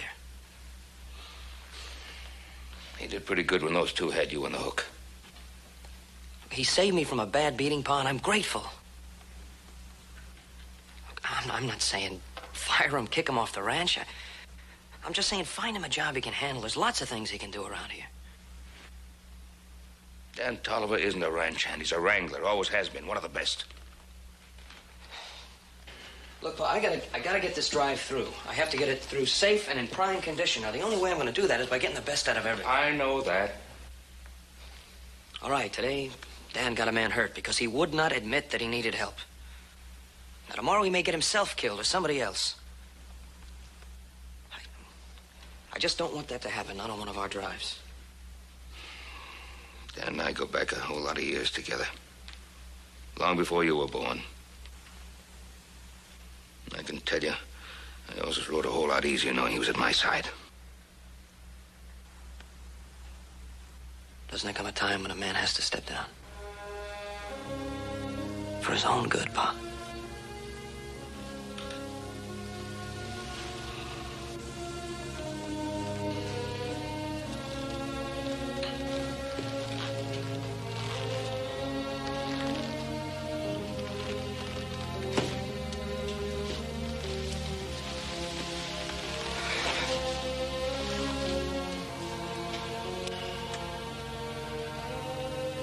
Yeah, I guess you're right.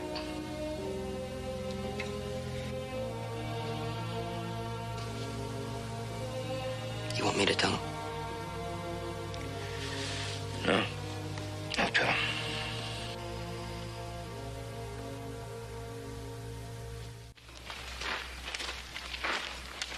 You sure got this buggy looking slick, Hoss. Wouldn't be to take Sarah Johnson riding, would it? Well, it just could be, Dan. Just could be. Luke had no call to do what he done. I would have got that steer down easy. Yeah, I know that. Well, you take good care of that arm now, so as it don't infect. Oh, will do. Will do that. Get him.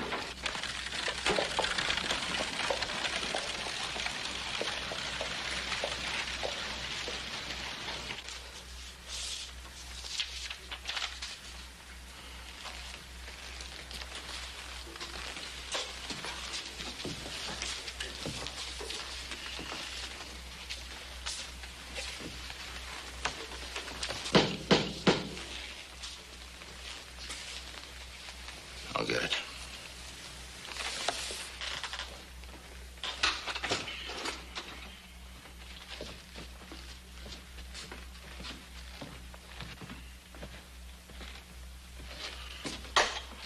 Oh, Dan. Come in. Come in. It's good to see you. I didn't take you away from anything important on the Saturday night, did I? Well, I'm fixing to go into town.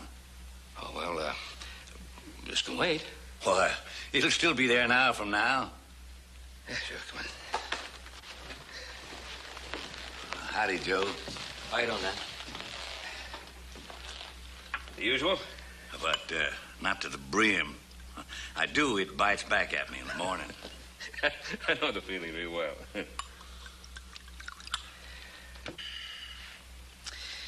Here's to absent friends and good memories.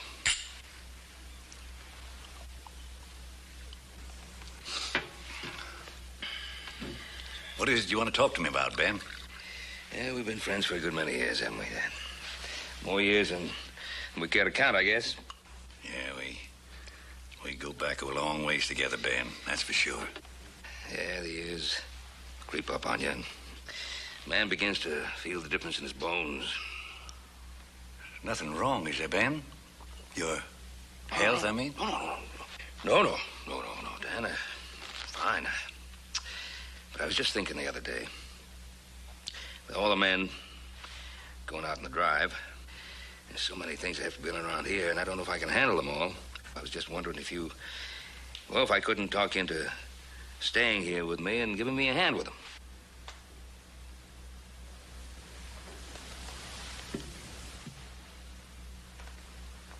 You mean you want me to be a ranch hand?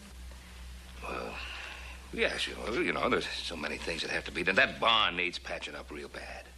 And after that? Well, you know how many things have to be done around a place like this.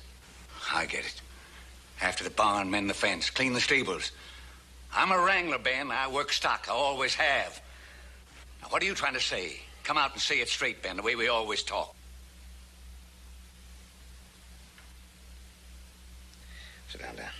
I'm all right where Sit I am. down. I'm all right here.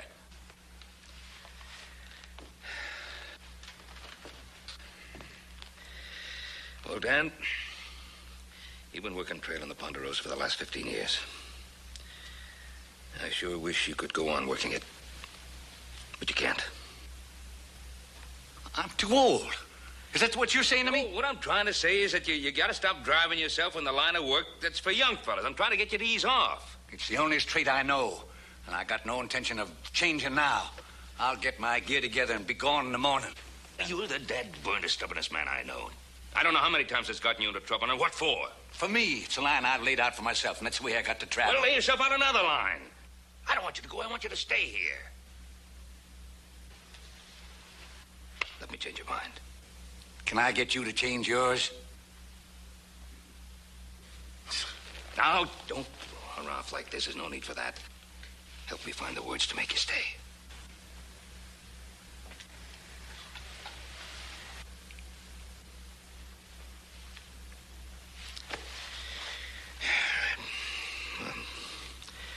There'll be a year's bonus for you. I got 28 days' pay coming to me. Nothing else. Dan?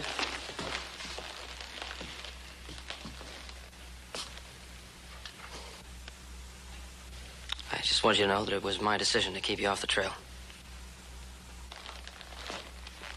Your decision? Yeah, that's right. You got no right to judge me, boy. None whatsoever. And you're wrong about me. I can still work you young bucks into the ground anytime I'm a mind to. Look, Dan, I only... Just have my wages drawn up in the morning. Just have them drawn up.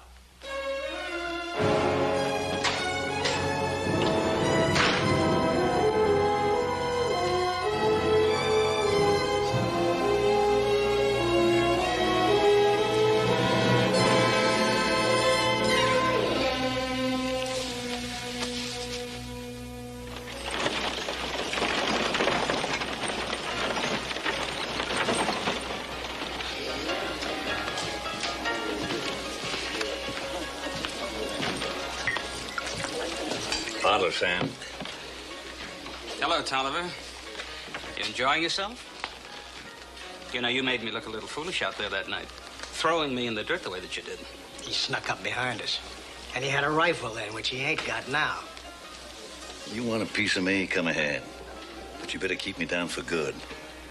You don't, I'll kill both of you. Hold on, Dan. There's no need to get all riled up. Suppose you and Joe Cartwright are real tight buddies now, huh? You suppose wrong. I ain't got any more use for Joe Cartwright than you have. Why don't we all sit down, huh? Me and Temple here will share the cost of that bottle with you.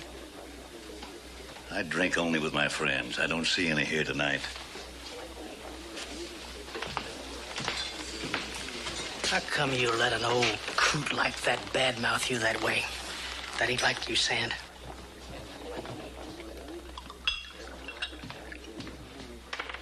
That old coot, he's got a big anger inside him. And I think it's against the Cartwrights. Yeah, so what if it is? I don't know. Yet.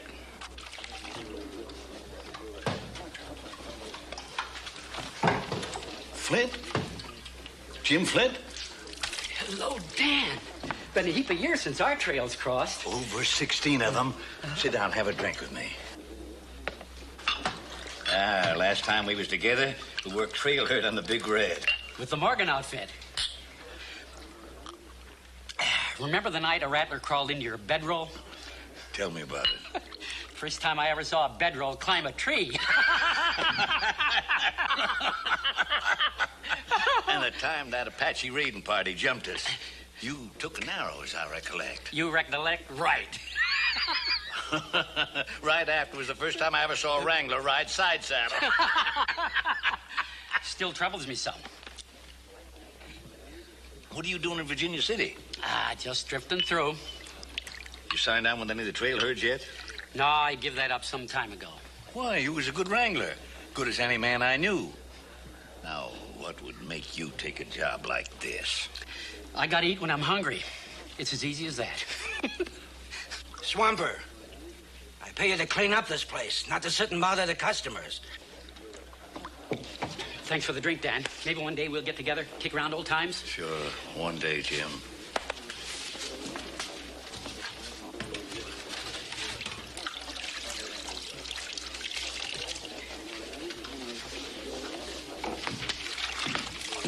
Here, you have this, Jim. Thanks, Dan.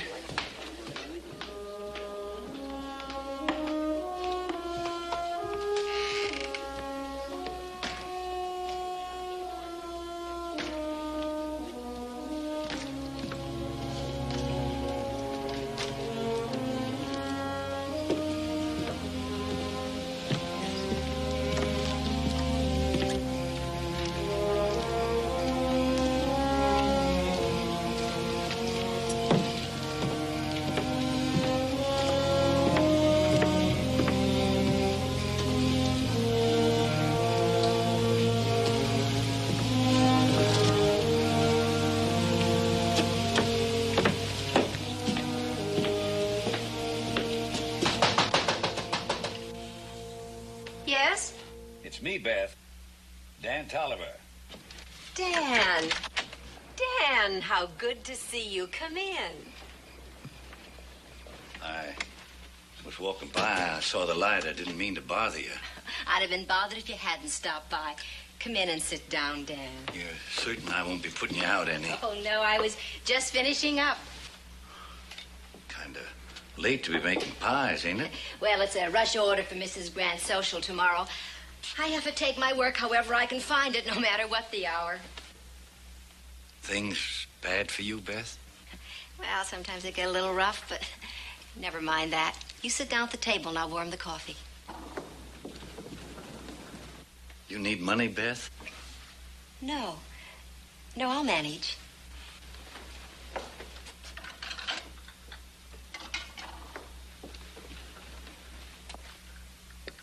Apple pie still your favorite? What? Oh, yeah.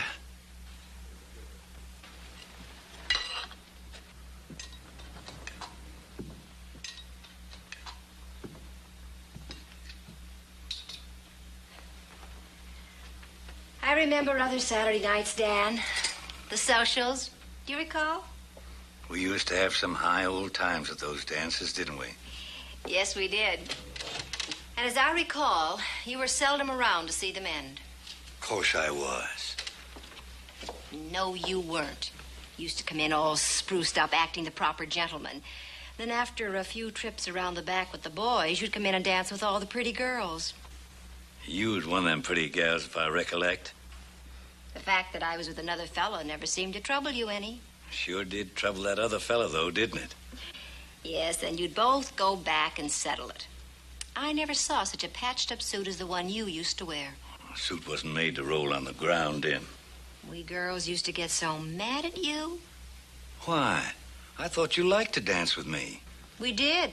You were the best dancer there, but the worst fighter. It was always the other fellow that returned to the dance. I never seemed to learn, did I? You're a fine woman, Beth Riley. Time was mighty lucky to have found you. I only wish it was me who'd been so lucky. Well, you had that chance, Dan. Or don't you remember? It's late. I better be leaving. Dan, you didn't have your pie and coffee. Another time. Thank you for everything, Beth. Dan, if you're ever troubled, if you think you'd like to talk to someone, my door is always open to you. You're a good woman, Beth. With all your own problems, you're helping me. Should be the other way around. Good night, Beth.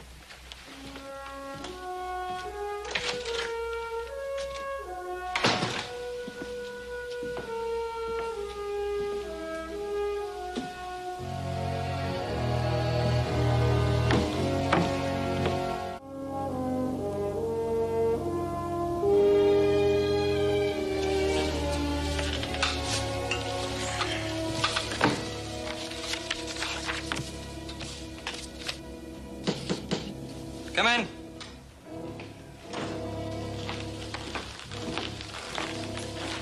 Hi, Dan. Where's your pa? A bunch of steers got bogged down last night. Hoss and Pa rode out to see what they could do. I'm just making out a list of supplies for the drive. I came for my wages. Yeah.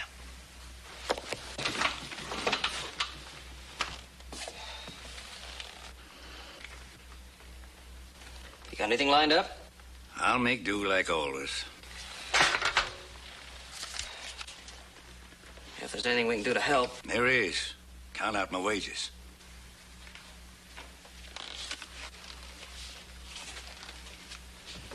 Look, Pa still wants you to take that bonus. Just the wages.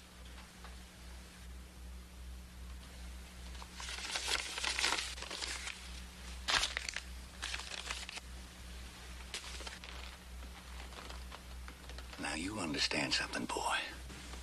And I want you to remember it. I wasn't born this old. I grew into it. And so will you one day. And when that happens, you'll know how I feel now. You'll know why it don't go down easy.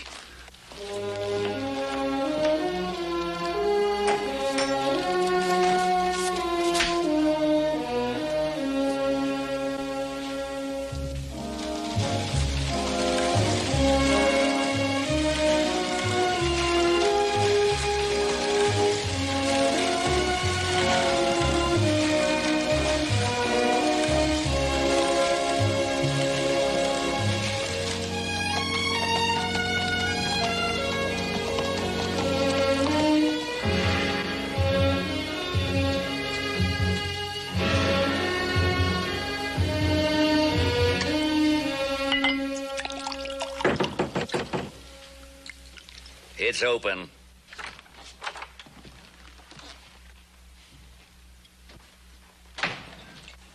What do you want? Word's out about what happened to you with the Cartwrights. So? Well, you're in the same boat with Temple and me now, so we thought we'd drop by and try to cheer you up. That's right. Bought our own bottle to do it with. You wasted your money. I drink my own whiskey. Get out of here. You know, you told me you only drank with your friends. Well, why not give us a chance? Tolliver, do you mind telling me what you've got to show for 50 years' work? Beside a worn saddle and the clothes on your back and maybe what's in that saddlebag? It's enough till I sign on with another trail herd. Not a chance. When the other outfits hear that the Cartwrights let you go and know the reason, you won't be able to get a job herding day-old calves. You'll wind up cleaning stables and swamping saloons. That's not a pretty future, is it? Get out of here. Sure, we'll go. But if I can show you a way to get you enough money to set you up for the rest of your life, you figure that's worth a listen?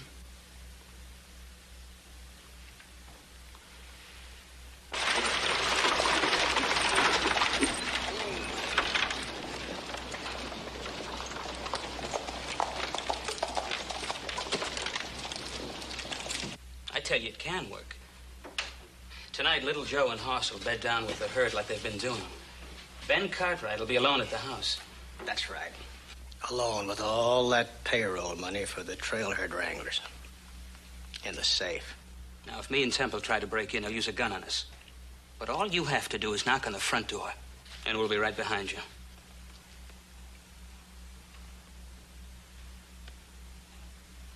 What makes you think he'd open the door for me? 30 years of friendship. No. No, you come to the wrong man. I want no part of it. I've done some things in my time I ain't proud of. But I ain't never stole from another man. And I ain't aiming to start now with someone I call friend. You mean you call the Cartwrights your friends? Why, it was them who threw you away. Them who said you're finished, old man. Go crawl in a hole and die by yourself. That's right. They kicked you out. Do you buy that brand of friendship, Tolliver? We do get in the house. What makes you think Ben will open the safe for us? He's got no choice. He don't open it, we take him out. Shut up, Temple. Ben Cartwright's no fool. He's a wealthy man. He's not going to risk his life for money. He'll give it to us. There'll be no gunplay, I promise. What do you say? It's your last chance, old man.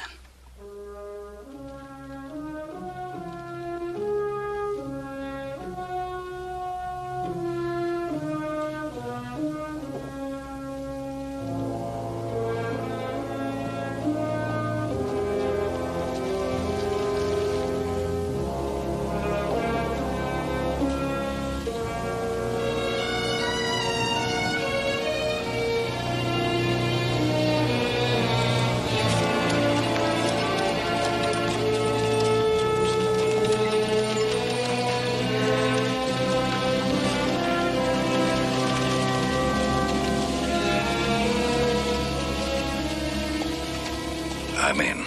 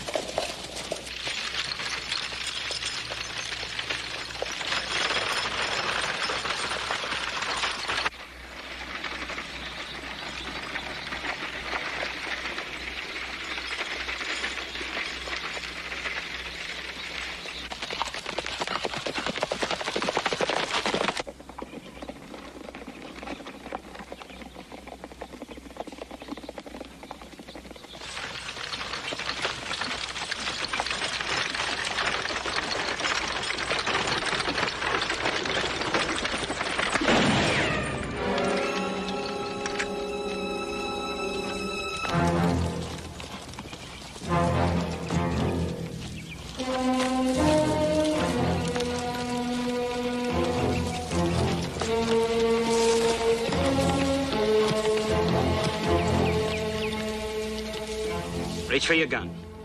Slow and easy.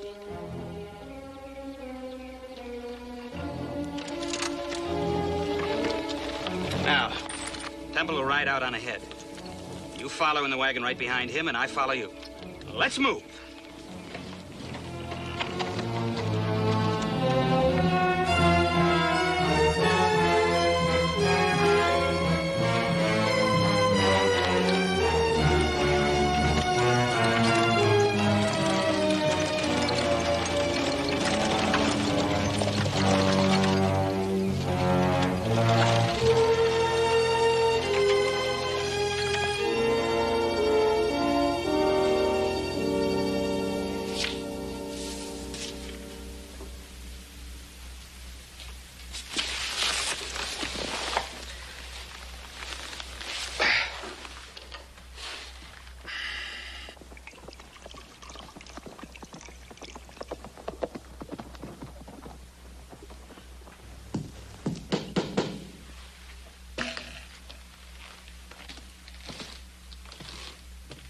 Yes, who's it?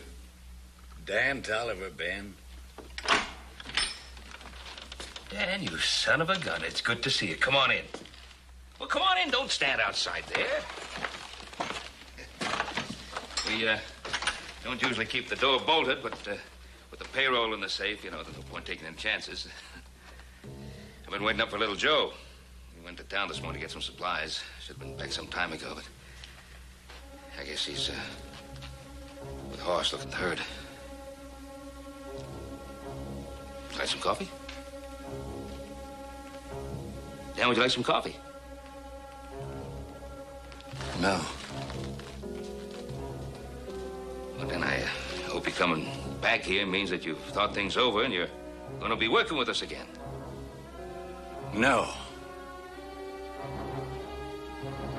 What is it then? If you want Joe back, you open up that safe and give me the money that's inside.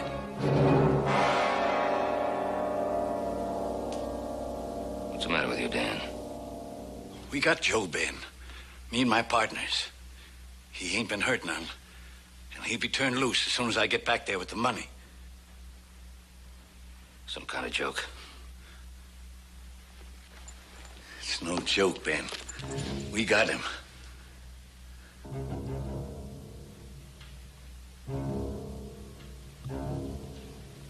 What's come over you, Dan? Why? Because I'm fighting for what's left of my life. That's why.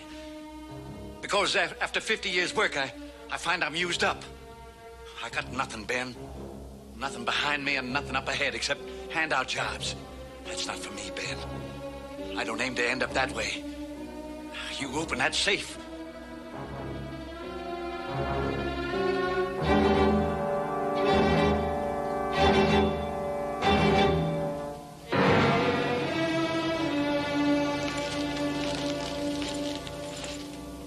Put it all in there.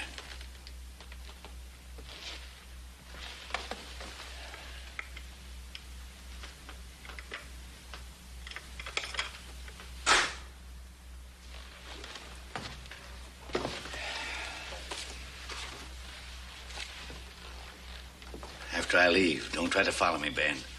Can only cause trouble. I'd have given you this money. And anything else you wanted. All you had to do was ask for it. You mean another handout? If Joe's back in the morning, I won't say a word about this. You get out of here and good luck to you. But if he's hurt, in any way, I'll come after you, Dan. And there won't be a place on earth far enough or dark enough to hide you.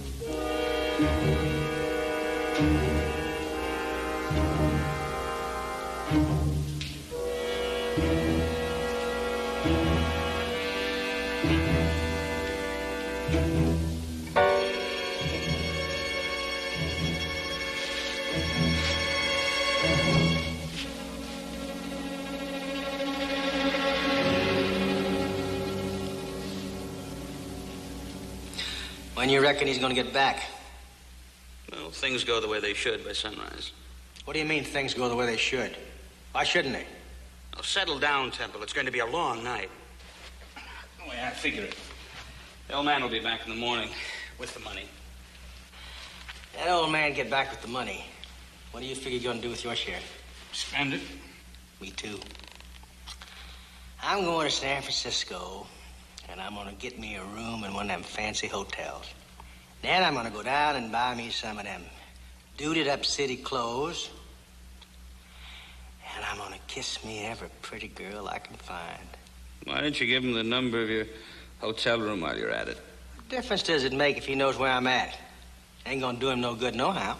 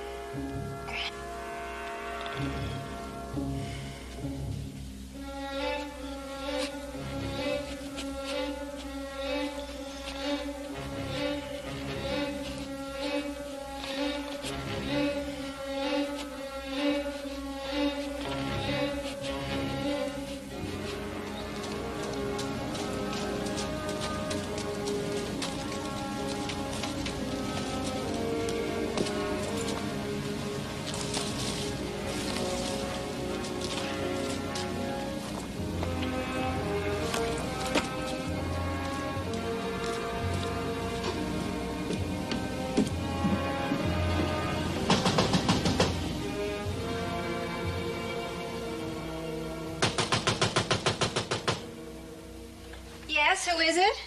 Beth, it's me, Dan.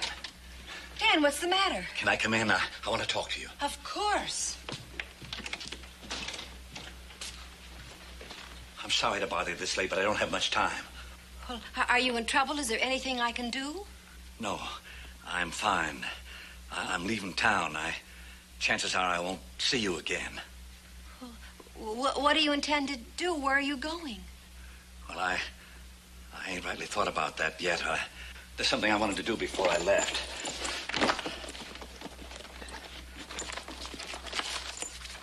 I want you to have this. Where did you get all that money? Well, no matter about that. That's why I came here to give it to you. Here, take it. Oh, I can't accept that. Why? Well, it doesn't belong to me. Does it belong to you? Yes. It does belong to me. Maybe not the way you think, but there's 50 years of my life tied up in this money. I've earned it.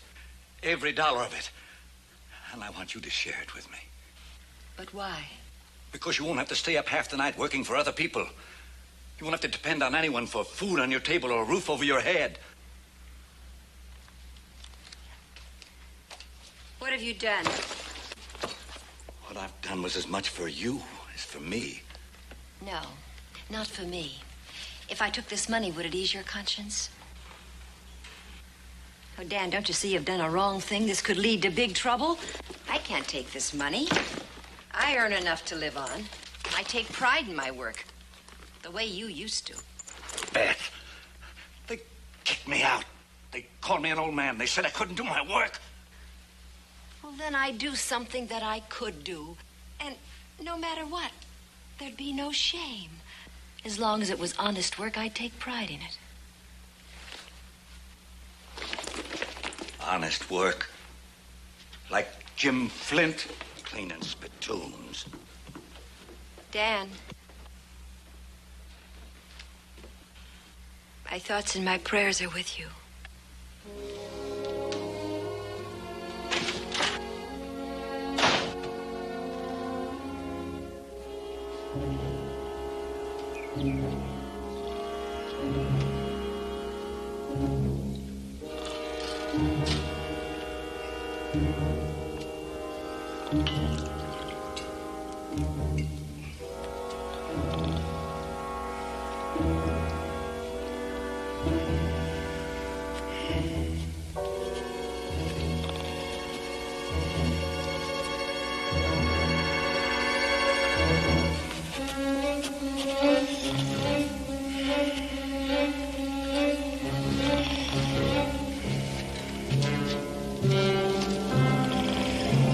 Dan, wake up. It's morning. That old man should have been here by now. What do you think happened to him? I'll ask him when he gets here. Check him.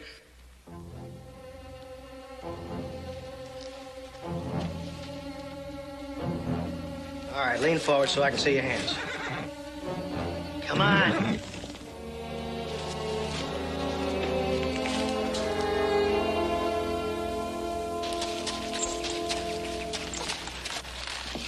It's him, Sand. He's here. Don't forget what we've got to do. Not a chance.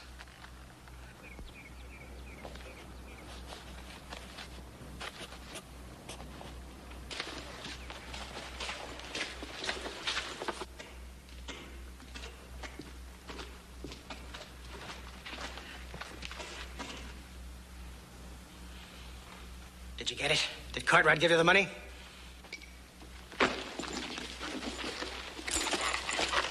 Look at it, Sand. Will you look at it? And it's ours. It's all ours. You make sure nobody followed you here?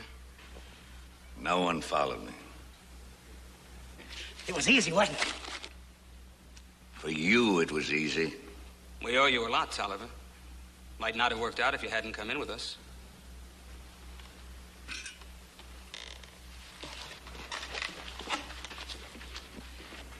What you fixing to do? Cut him loose. Turn him out of here. I don't think so. Wait a minute. That was our understanding. By the time he gets home, tells him about us, we'll be long gone. No way for him to catch us. Well, maybe not this week. But what about next week, or next month, or next year? No. I'm not going to spend the rest of my life looking over my shoulder. I won't sit still for a killing. I didn't think you would. And I'm sorry. It would have changed things if you had.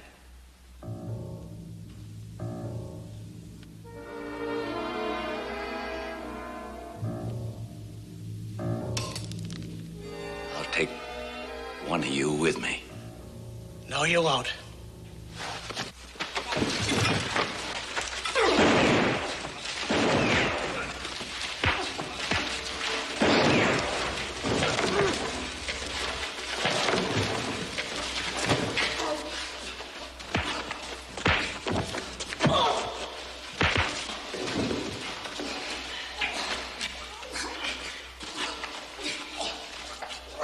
Show him, Tumble!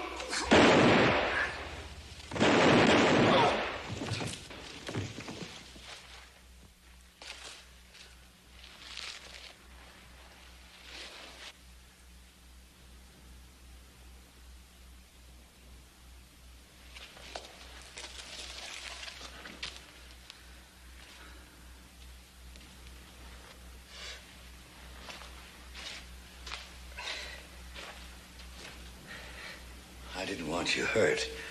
Where did it take you? Got me in the side. I'll be all right. What are you waiting for? You got all the money now. That's what you wanted, isn't it? No. It's all you left me. What you forced on me. Oh, come on, Dan. Nobody forced you into anything. You did that all by yourself. What do you think? You're the only person who ever got old? Happens to lots of people. The only difference is they adjust to it. They find work they can handle. Good, honest work, and they take pride in it. No, not you. Now, you're too proud to work for my father, but you're not too proud to steal from him. Now, I feel sorry for you. You had an awful lot to offer. 50 years of experience on the trail, something you could have passed on. But you just quit. Well, you go on, take the money. Try and buy yourself a friend like my father. Here. Let me help you.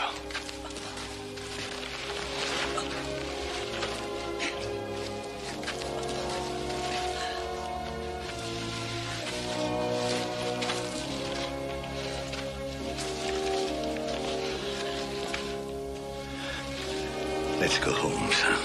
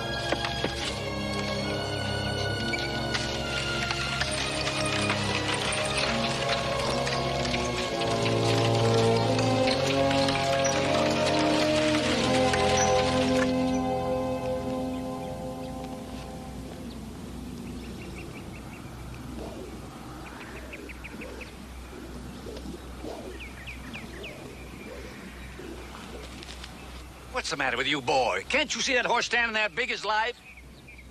Well, everything's normal again. It's good to have him back. Yeah.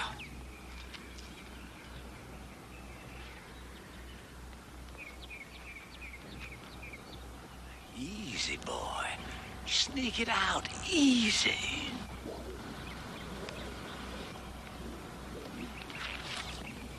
I said easy, didn't I?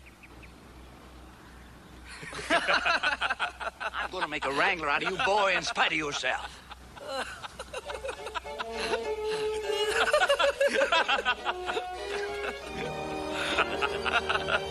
Go get him, Dad.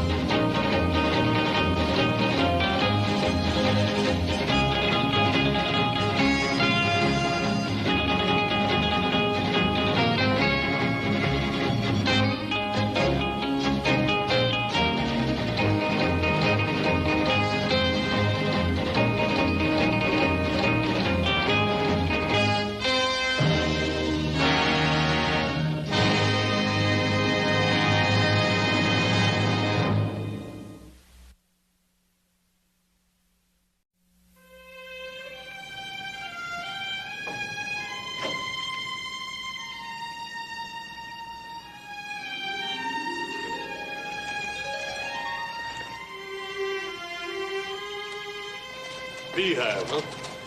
Sure don't appear to be as busy as one, does it? Well, it used to be quite a place. All I want's a cold beer, bath, another cold beer, those horses we bought, and one more cold beer. Gentlemen, welcome to Beehive.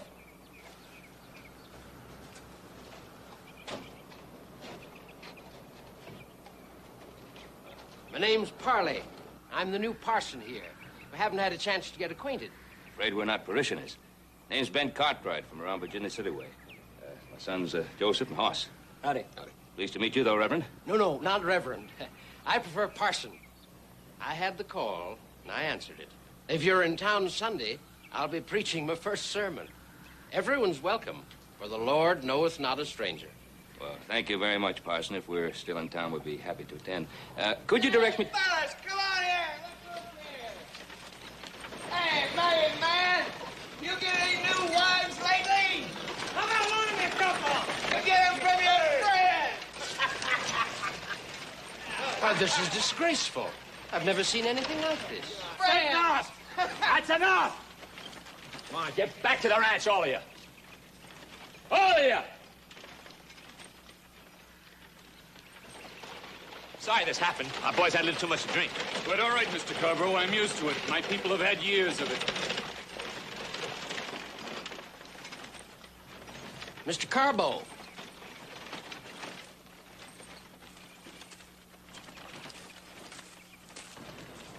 This is Ben Cartwright and his sons from over near Virginia City.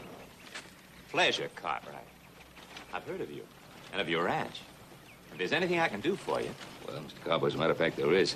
We're here on a horse buying trip. Could you direct us to Hebert Clausen?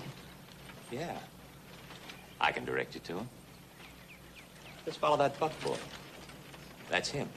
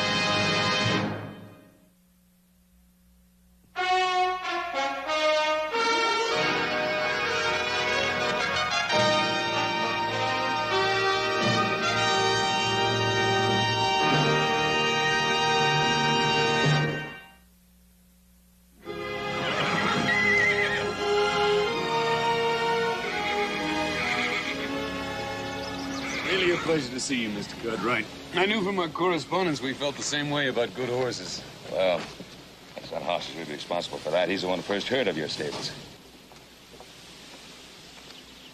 Oh, my wife, Susanna.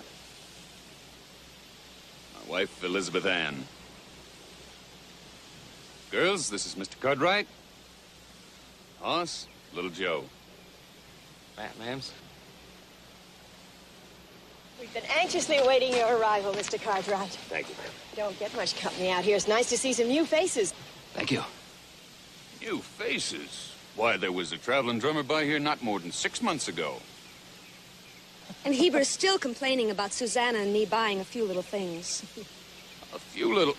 Why, he left with an empty wagon and took a trip to Europe.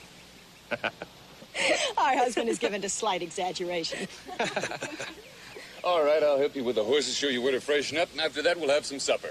Hey, that sounds mighty good. It wouldn't be too much trouble. Oh, it's no trouble at all. Susanna does all the work. I just watch. She's taking advantage while she can.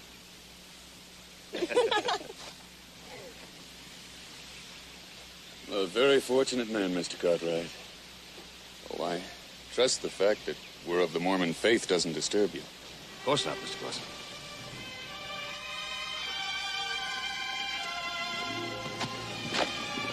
Joseph? Oh, yeah. Simple.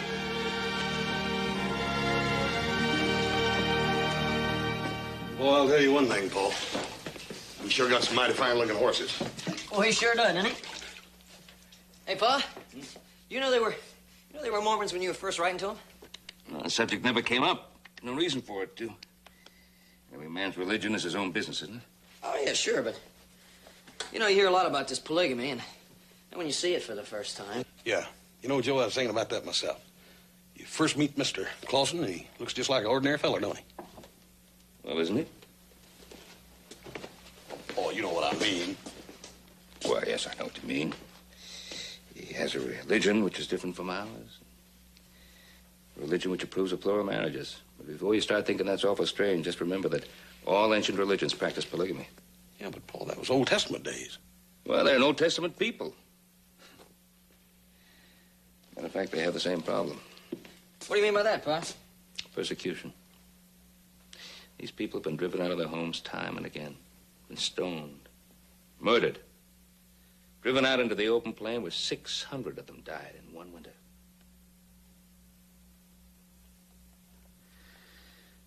So many of their men have been killed that they practice plural marriage just to prevent extinction. Well, they're sure hard-working people. You can tell by this place. Yeah, this country owes a great deal to the Mormon Church. Many a wagon train would never have reached the Nevada Territory if it hadn't been for the Mormon stations along the way. Well, anyhow, these Clausens seem like mighty fine folks. Yeah, they're fine folks, all right. Elizabeth Ann, are you sure you want to drive the buggy all the way out to where those men are working? Will you please quit worrying? I tell you, the fresh air will be good for me. You can't help worry a little bit about people you love. Susanna, did you ever hate me? I mean, at first. I think I tried. A little. But who could hate you? You know, I was afraid when I first came here. But you always made me feel as if I was wanted. You are wanted. Very much. Susanna. I don't know why the Lord meant it to be me to have a child instead of you. I just know he did. I know it, too. Without you, there'd be nothing. Now, come on.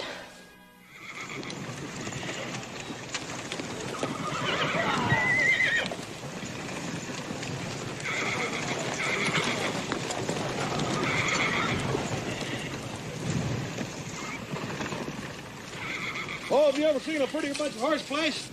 Don't give me too much of an opening, Hoss. Mormons have quite a reputation for being shrewd dealers. I found that out at Mormon Crossing on the Carson and at Genoa when they had the Mormon stations there. We really weren't so bad. We just had a way of setting up our stations where they were needed most. Well, I guess you could call it good business. Fortunately, a lot of people didn't. Oh, here comes that lunch the girls promised us.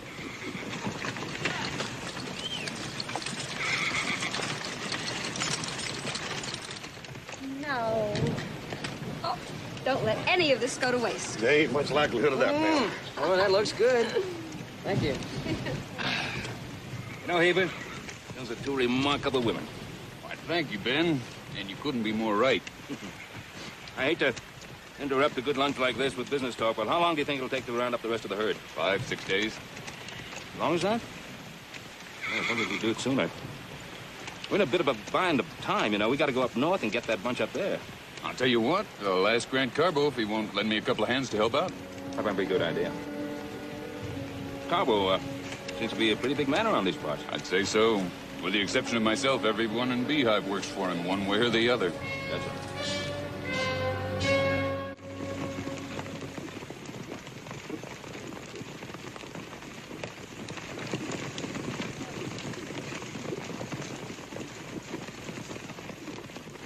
Well, Dave, you ever figure you'd wind up working for a Mormon? Well, maybe we're gonna get a bonus, like an extra wife or something. What do you say, Cartwright? So we got a lot more work to do.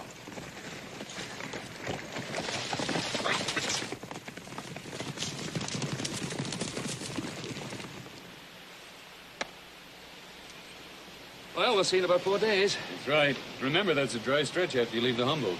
How come it's always me that's got to go and never Joe? He always gets to stay, that, Burnett. Because we've already looked over the horses we've got here. Joe can look after them. This new bunch we're looking at, I need you. You know, it really is wonderful to have somebody in the family that knows so much about horses. Well, young man, you just make sure you meet us on time.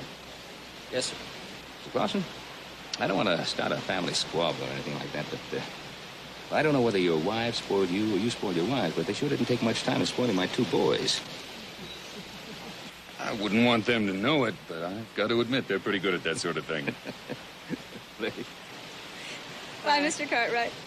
Bye, horse. I'll save you a piece of pie, brother. Yeah, you do that.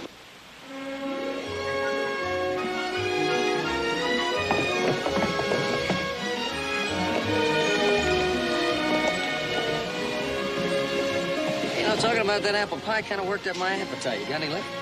I think we can find some. All right.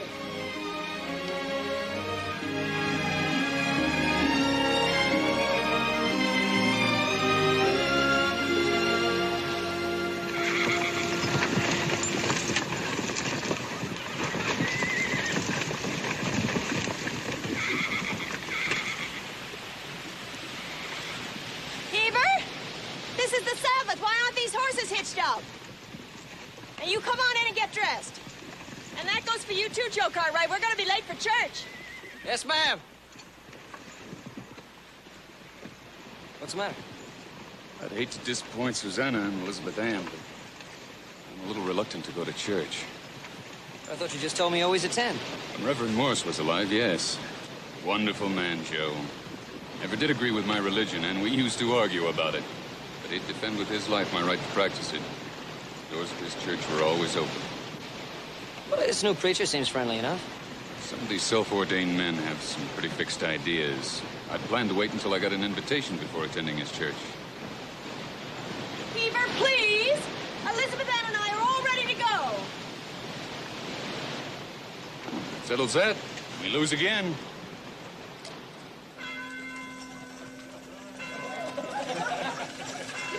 Just don't ever let them start picking on you, Joseph. They'll never let up. Listen to him, Elizabeth Ann. We never picked on anybody in our lives. Oh,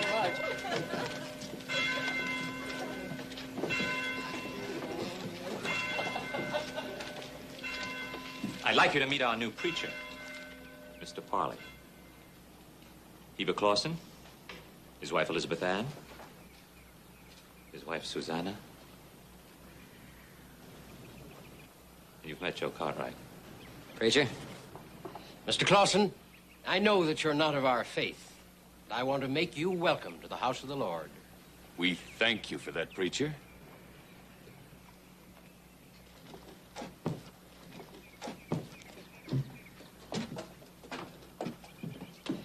You will find me a very understanding man.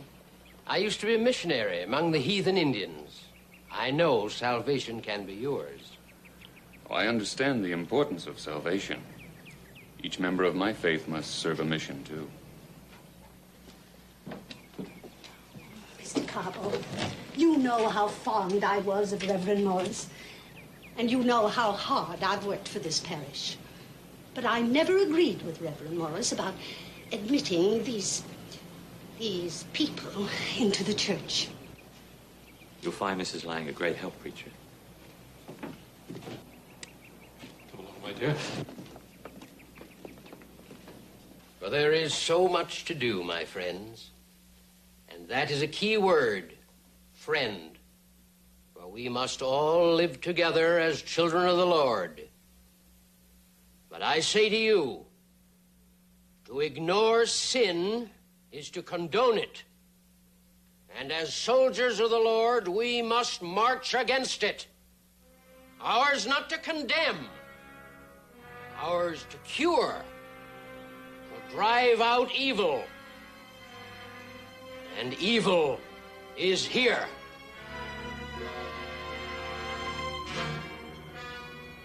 There is one among us who worships a false god. We must help him to see the error of his ways. We must help him back onto the path of righteousness and away from the influence of those destroyers of man and faith who dwell in the valley of the Great Salt Lake. Let us not ignore them.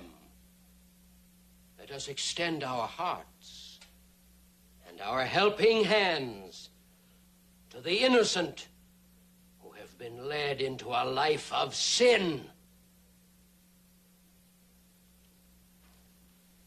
And that is what I mean by the word friend.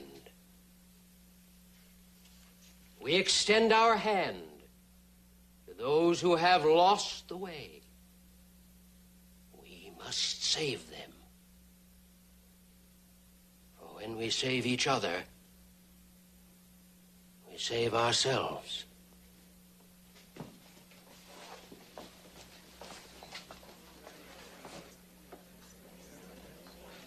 Amen.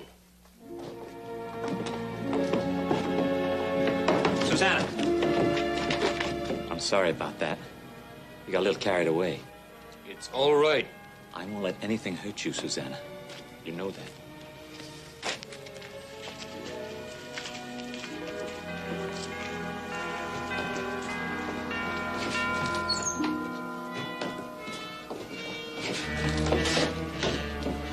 Everyone knows how much I thought of Reverend Morris.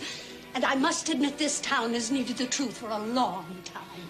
Oh, you were splendid, Mr. Parley. So much more honest and more forceful than Reverend Morris ever was. He's got the right to disagree with your religion.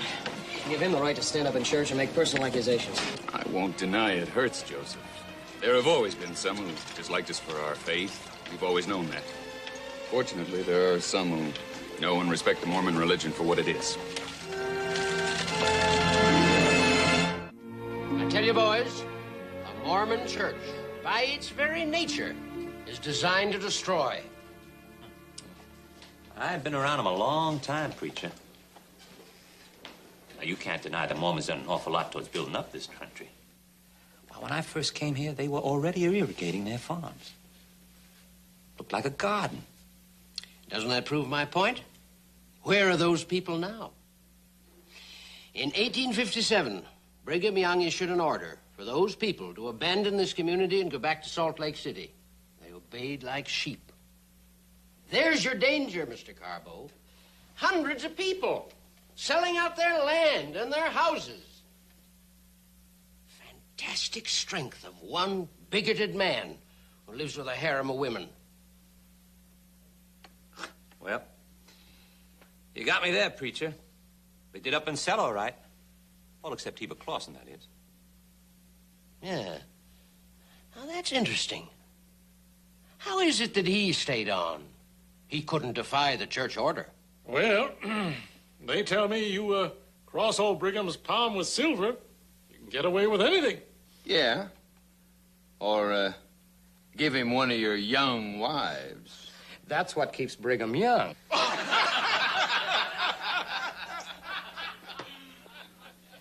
Well, I tell you, still, Heber Clawson's been a good neighbor to me. Of course, I've done a lot of favors for him. Just loaned a couple of hired hands, as a matter of fact, a few days ago. Yes, but aren't we getting away from the point, Mr. Carbo? Now, as the leader of this community, you don't condone plural marriage. No, I don't condone it. It's just that I sort of kind of like to point out where the blame belongs. Now, take Susanna. I've known her a long time. Both those girls are just innocent victims. Why, if you could get them out from under Heber Clawson's influence. Perhaps we'll do exactly that, Mr. Carbo.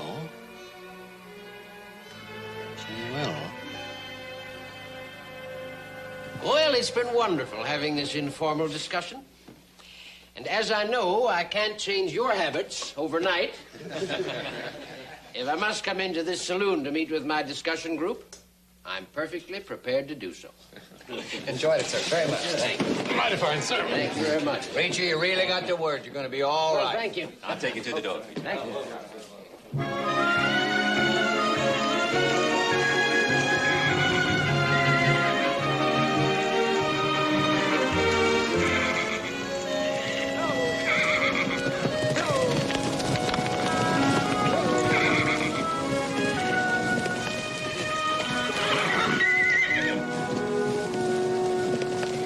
cut those hammerheads out?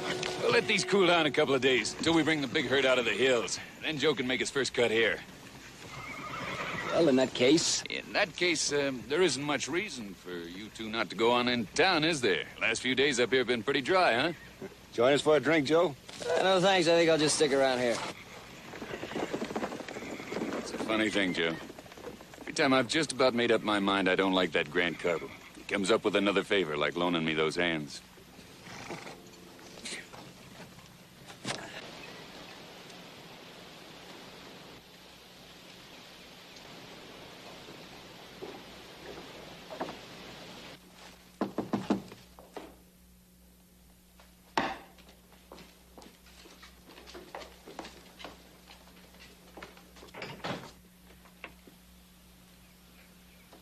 Eva here? No, he and Mr. Cartwright are up at Sawgrass.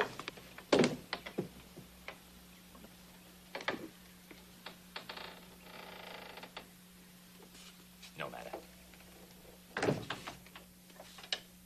You're the one I want to see anyway. I've got no business with you, Mr. Carbo. The door's behind you.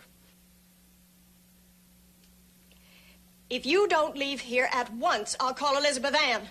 I just seen her drive off. You'd have to call pretty loud, wouldn't you? Now, why don't you be sensible and listen to me? It'll be for your own good. There's a lot of talk going on about town about you Mormons. I think that preacher's out to get you. There's even talk about running you out. They wouldn't dare. You're wrong. They'd dare. I think they'll try it. Then we'll fight them. One man, pregnant lady, yourself.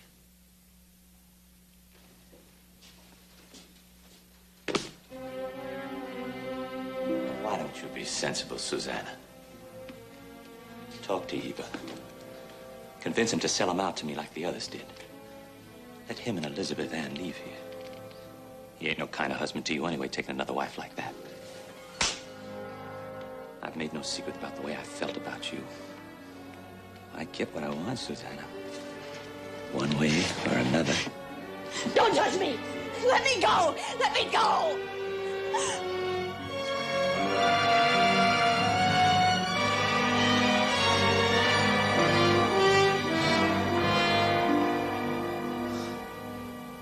You can't fight me, Susanna.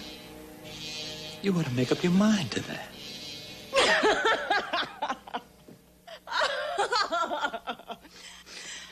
Oh, you look so foolish with your eyes bugging out and your nostrils flaring.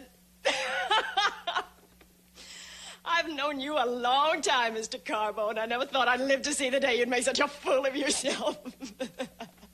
I can't wait to tell Elizabeth Ann.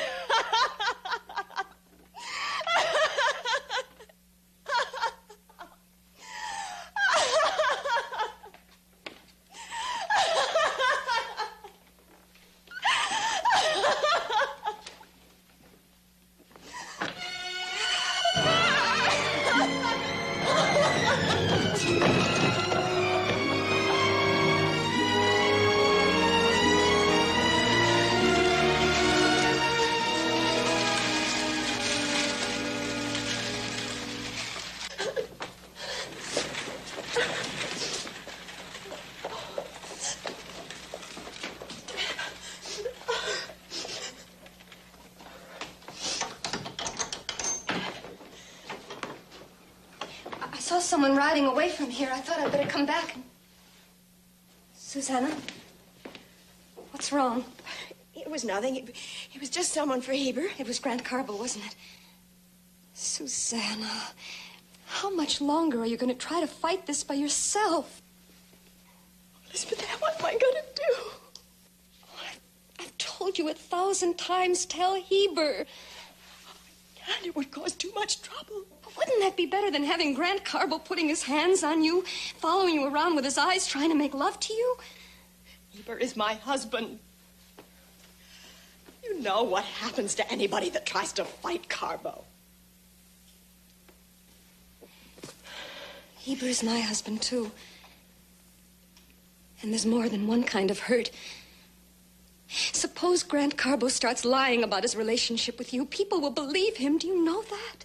Susanna, Heber loves you. And so do I. And I'm not going to see two people I love being hurt by lies. If you don't tell Heber how Grant Carbo's been bothering you, I will. I say, got a little worried when you didn't show up with lunch, Elizabeth Ann, so I thought I'd better ride in. What's happened here? It's nothing. It's just foolish woman business. Not some more of that business in town. No, really.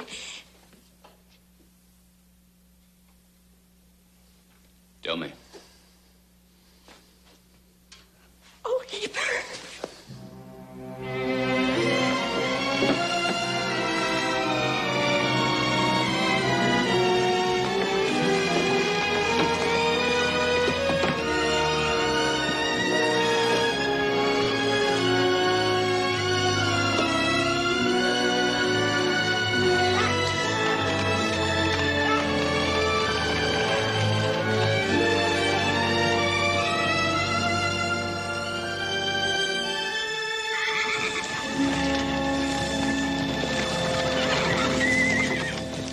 Susanna, what's wrong?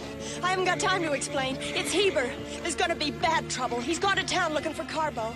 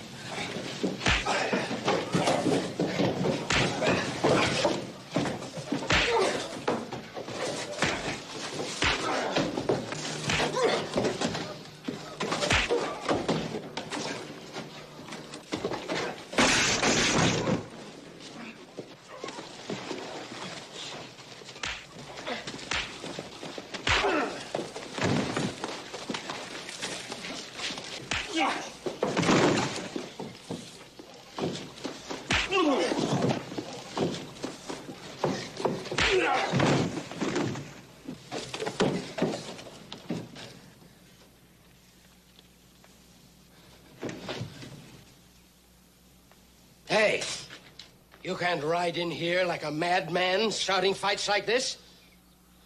We demand an explanation. We want to know what this is about. You ask him. He knows.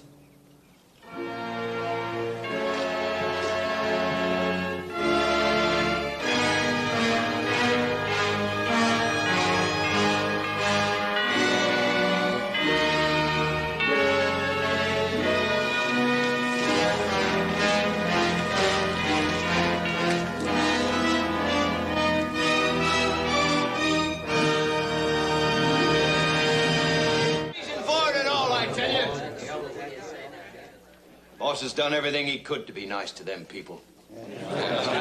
Please, please, all of you. Now we're all agreed it was an unprovoked attack. But let he who is without sin among ye cast the first stone. You all know how much I thought of Reverend Morris, God rest his soul. But I told him from the first he was wrong to encourage those Mormons. My wife always did say that. We must not turn aside. That's all right for you to say, preacher. How about that Cartwright? What do we know about him? Why, Mr. Carbo himself told me the Cartwrights are the biggest ranches in Nevada. Sure. But how do we know this one is Joe Cartwright? You ever see the way he packs a gun? How do we know he ain't one of them Danites? One of them hired killers the Mormon church has?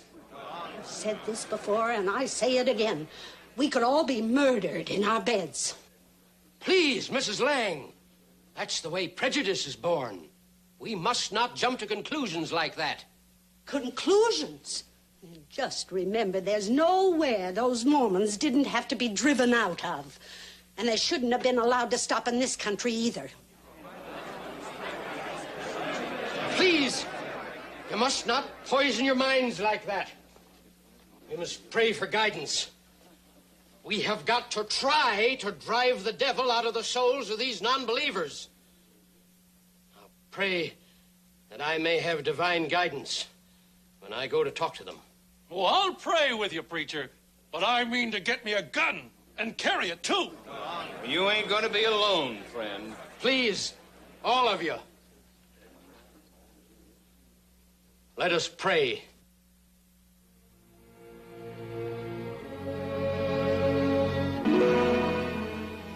You, sure you don't want me to go in town for the supplies? You can't just hide under a rock, Joe. Susanna, Elizabeth Ann, and I are still Mormons, and life goes on.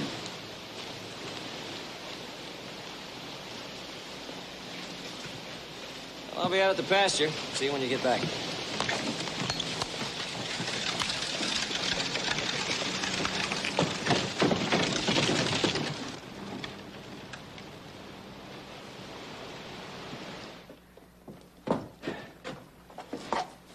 Well, I guess that'll do it for today, Miss Lang. Put it on my bill.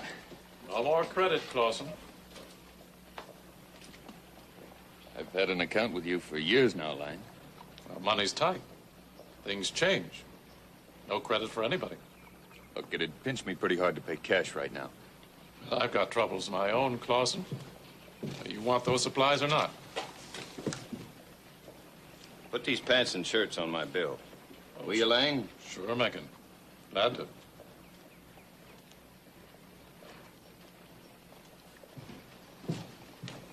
You want those supplies? Yes, I want the supplies.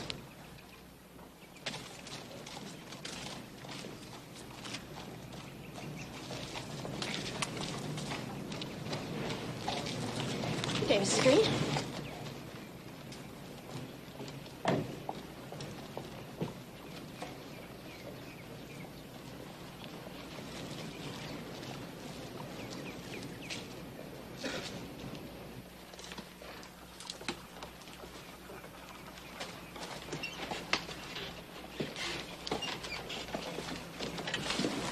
It started again, hasn't it? Yes, but you and I have been through this before. It's not us I'm worried about, Heber. It's Elizabeth Ann. She's never faced prejudice before.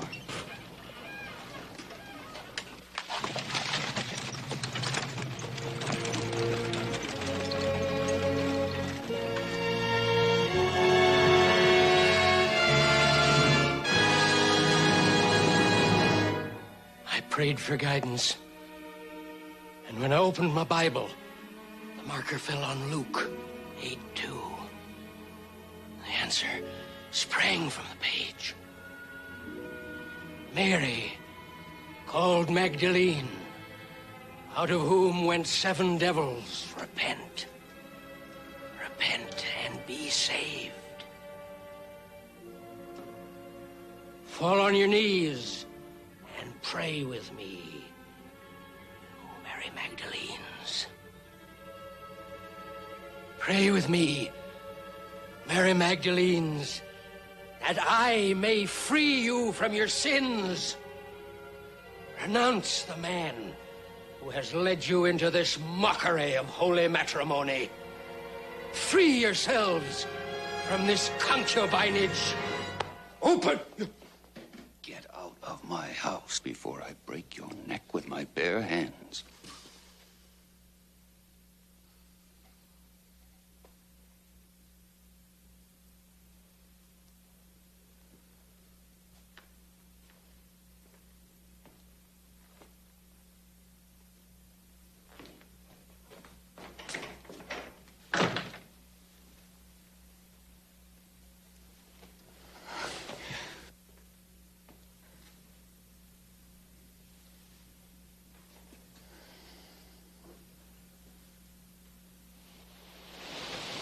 I saddled up that bay you like. Thanks. Where's Susanna go? We can't move the horses alone. Tex and Dave quit last night. They went back with Carbo.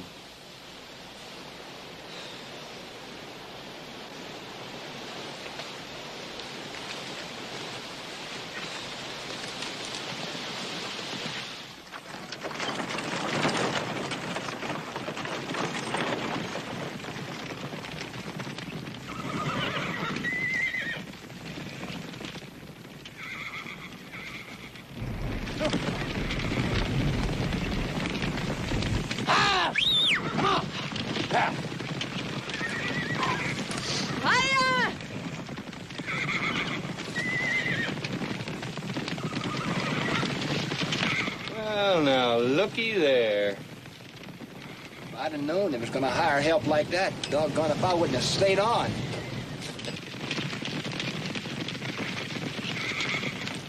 What do you reckon it'd happen if this here team accidentally run away and went right down into that band of horses? I reckon I just have to ride right along beside you and save you.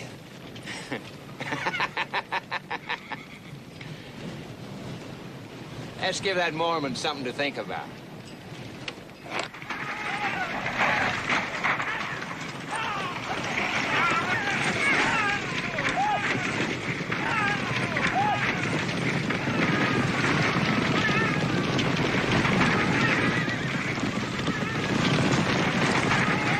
Heber! Up the slope! See if we can turn the leaders!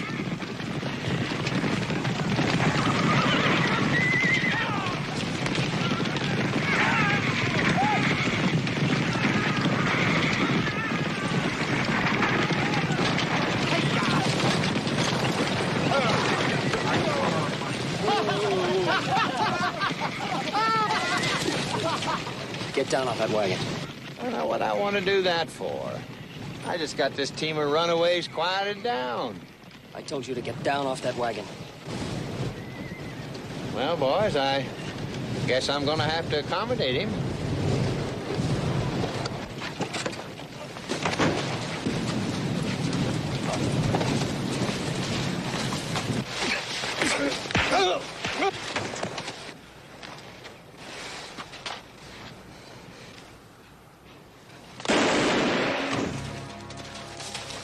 Hold it, just like you are.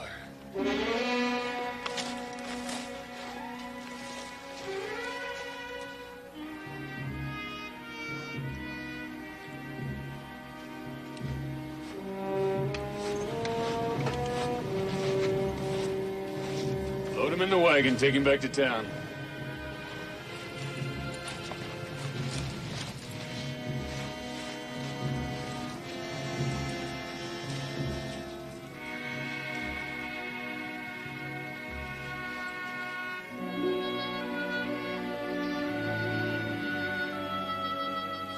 But it had nothing to do with you. I'm the one that shot him. It was self-defense. It doesn't make any difference. Now, what do you mean it doesn't make any difference? I'll go to the sheriff and explain what happened. I've got witnesses. There is no sheriff here. Carbo's the law. There still must be something we can do. Oh, yes. Like I told you. We can do what our people have always had to do. Move on. No.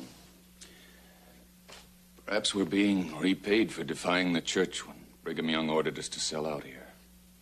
Don't say that, Heber. You and Susanna were just married in love. This was your home. You've served your missions, Heber. Well, we'll have to decide what we'll take with us. Now, wait a minute. You can't just leave, give all this up, everything you've worked for? It's a free country. They can't make you leave here. You're wrong, Joseph. I know it all so well. The small grains of truth stirred up into a killing sandstorm. All the tired, distorted tales of Porter Rockwell, Brigham Young's personal assassin,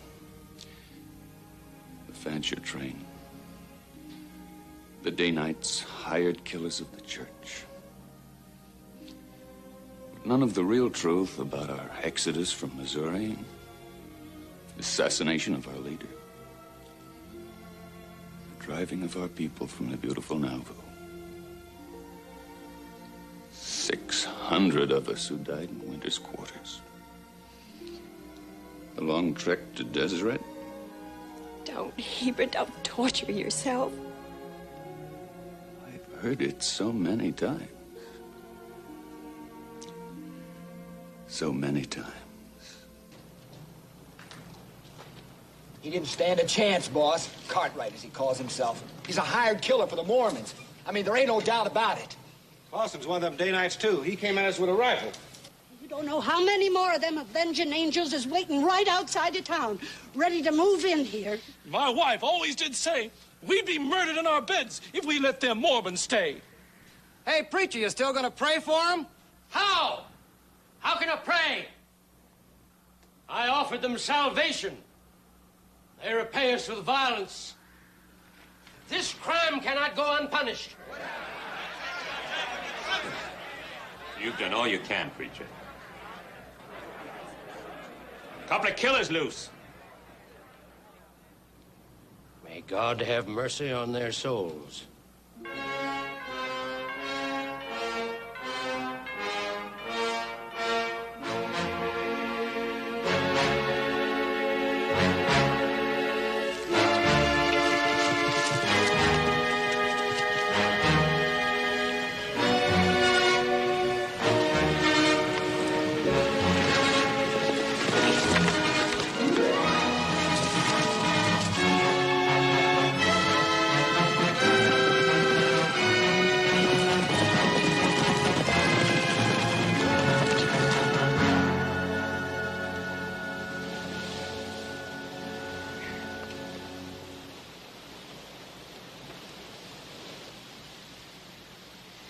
How can we leave this place?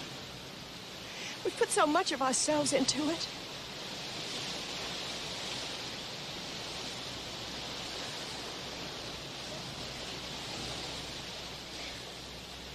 We have no choice at the moment but to accept Joseph's hospitality. Virginia City's a large place. There'll be a doctor there for Elizabeth Ann. Don't worry about her, Heber. I'll be with her every inch of the way. You love her very much, don't you? Yes. And I love the child she's to give us just as devoutly.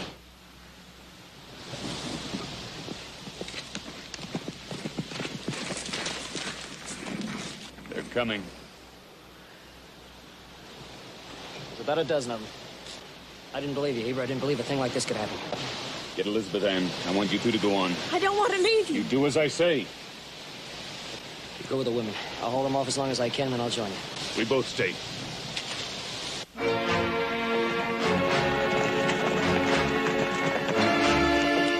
You keep moving. We'll catch up as soon as we can. Yes, Heber.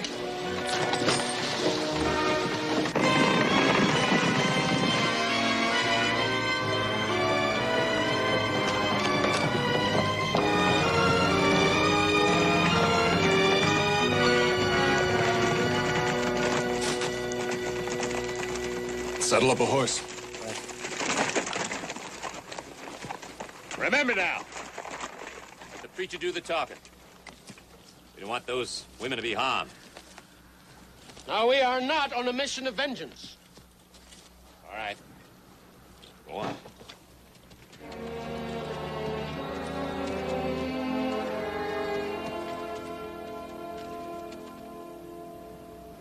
Clausen? You hear me, Clausen? Oh, I hear you, preacher. We mean no harm to the women. Now, you send them on out. You're too late, preacher. They've already gone. All right. Smoke them out.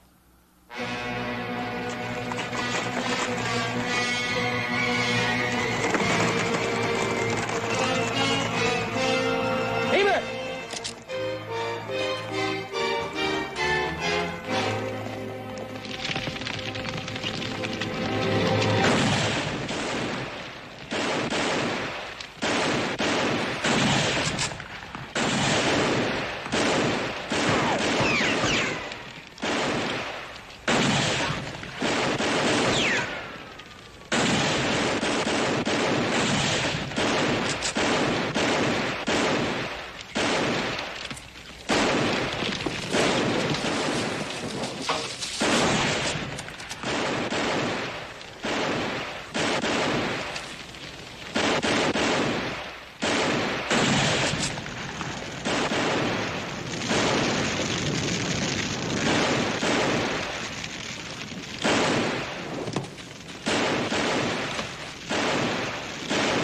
Joe, come on!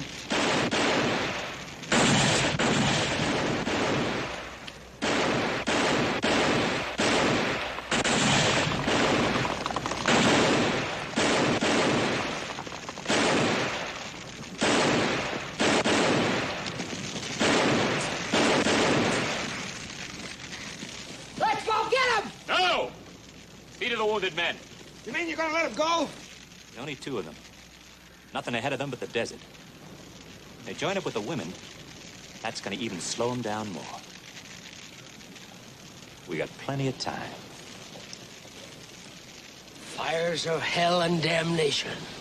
They should have listened to me! They should have listened. Those women cannot escape. We must find the man who has tainted them. We must find him, and he must die, that they may be saved. We won't let you down, preacher. You can bet on it. Mount up! The wages of sin is death.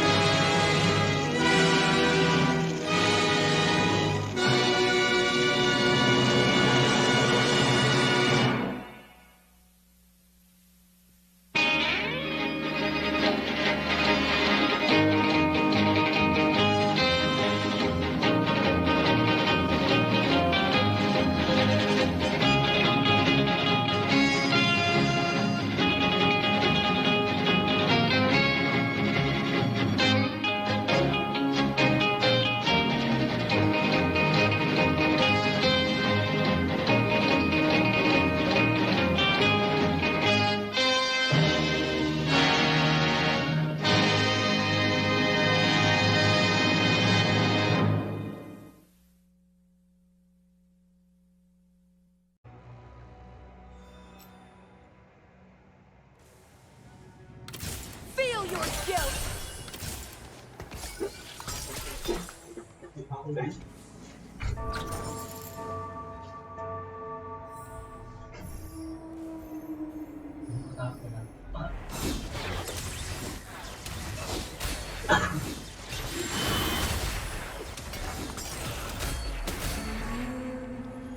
Come, mortal.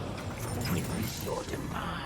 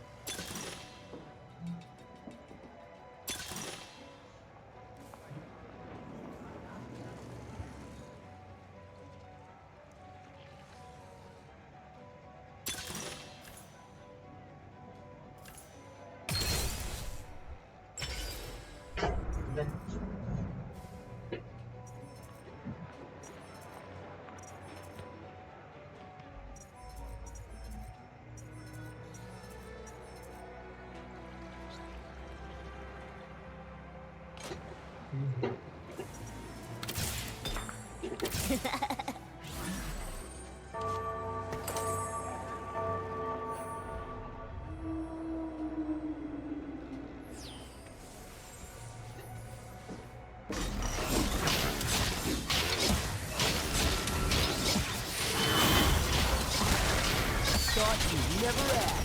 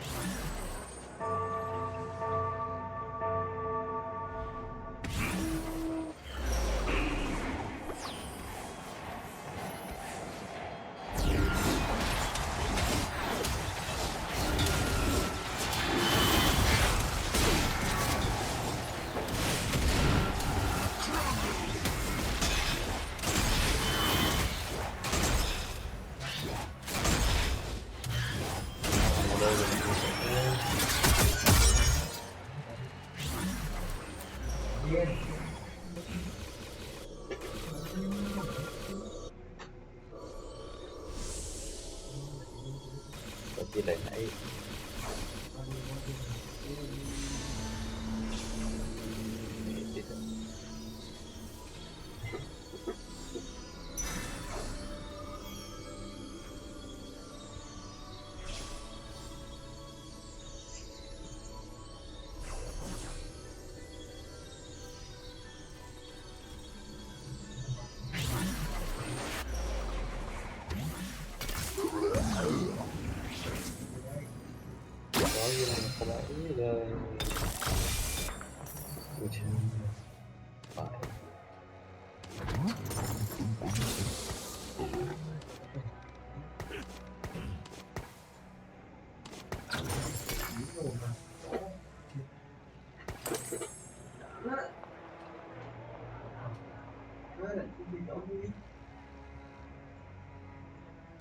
phải thật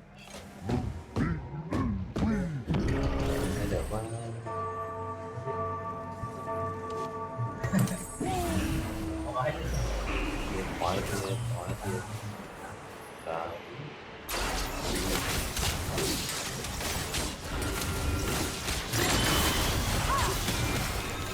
Right where I want you.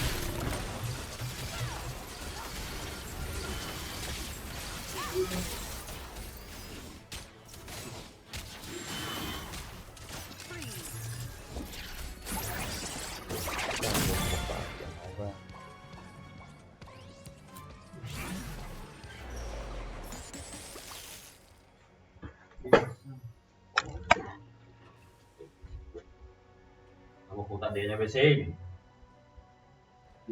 Amo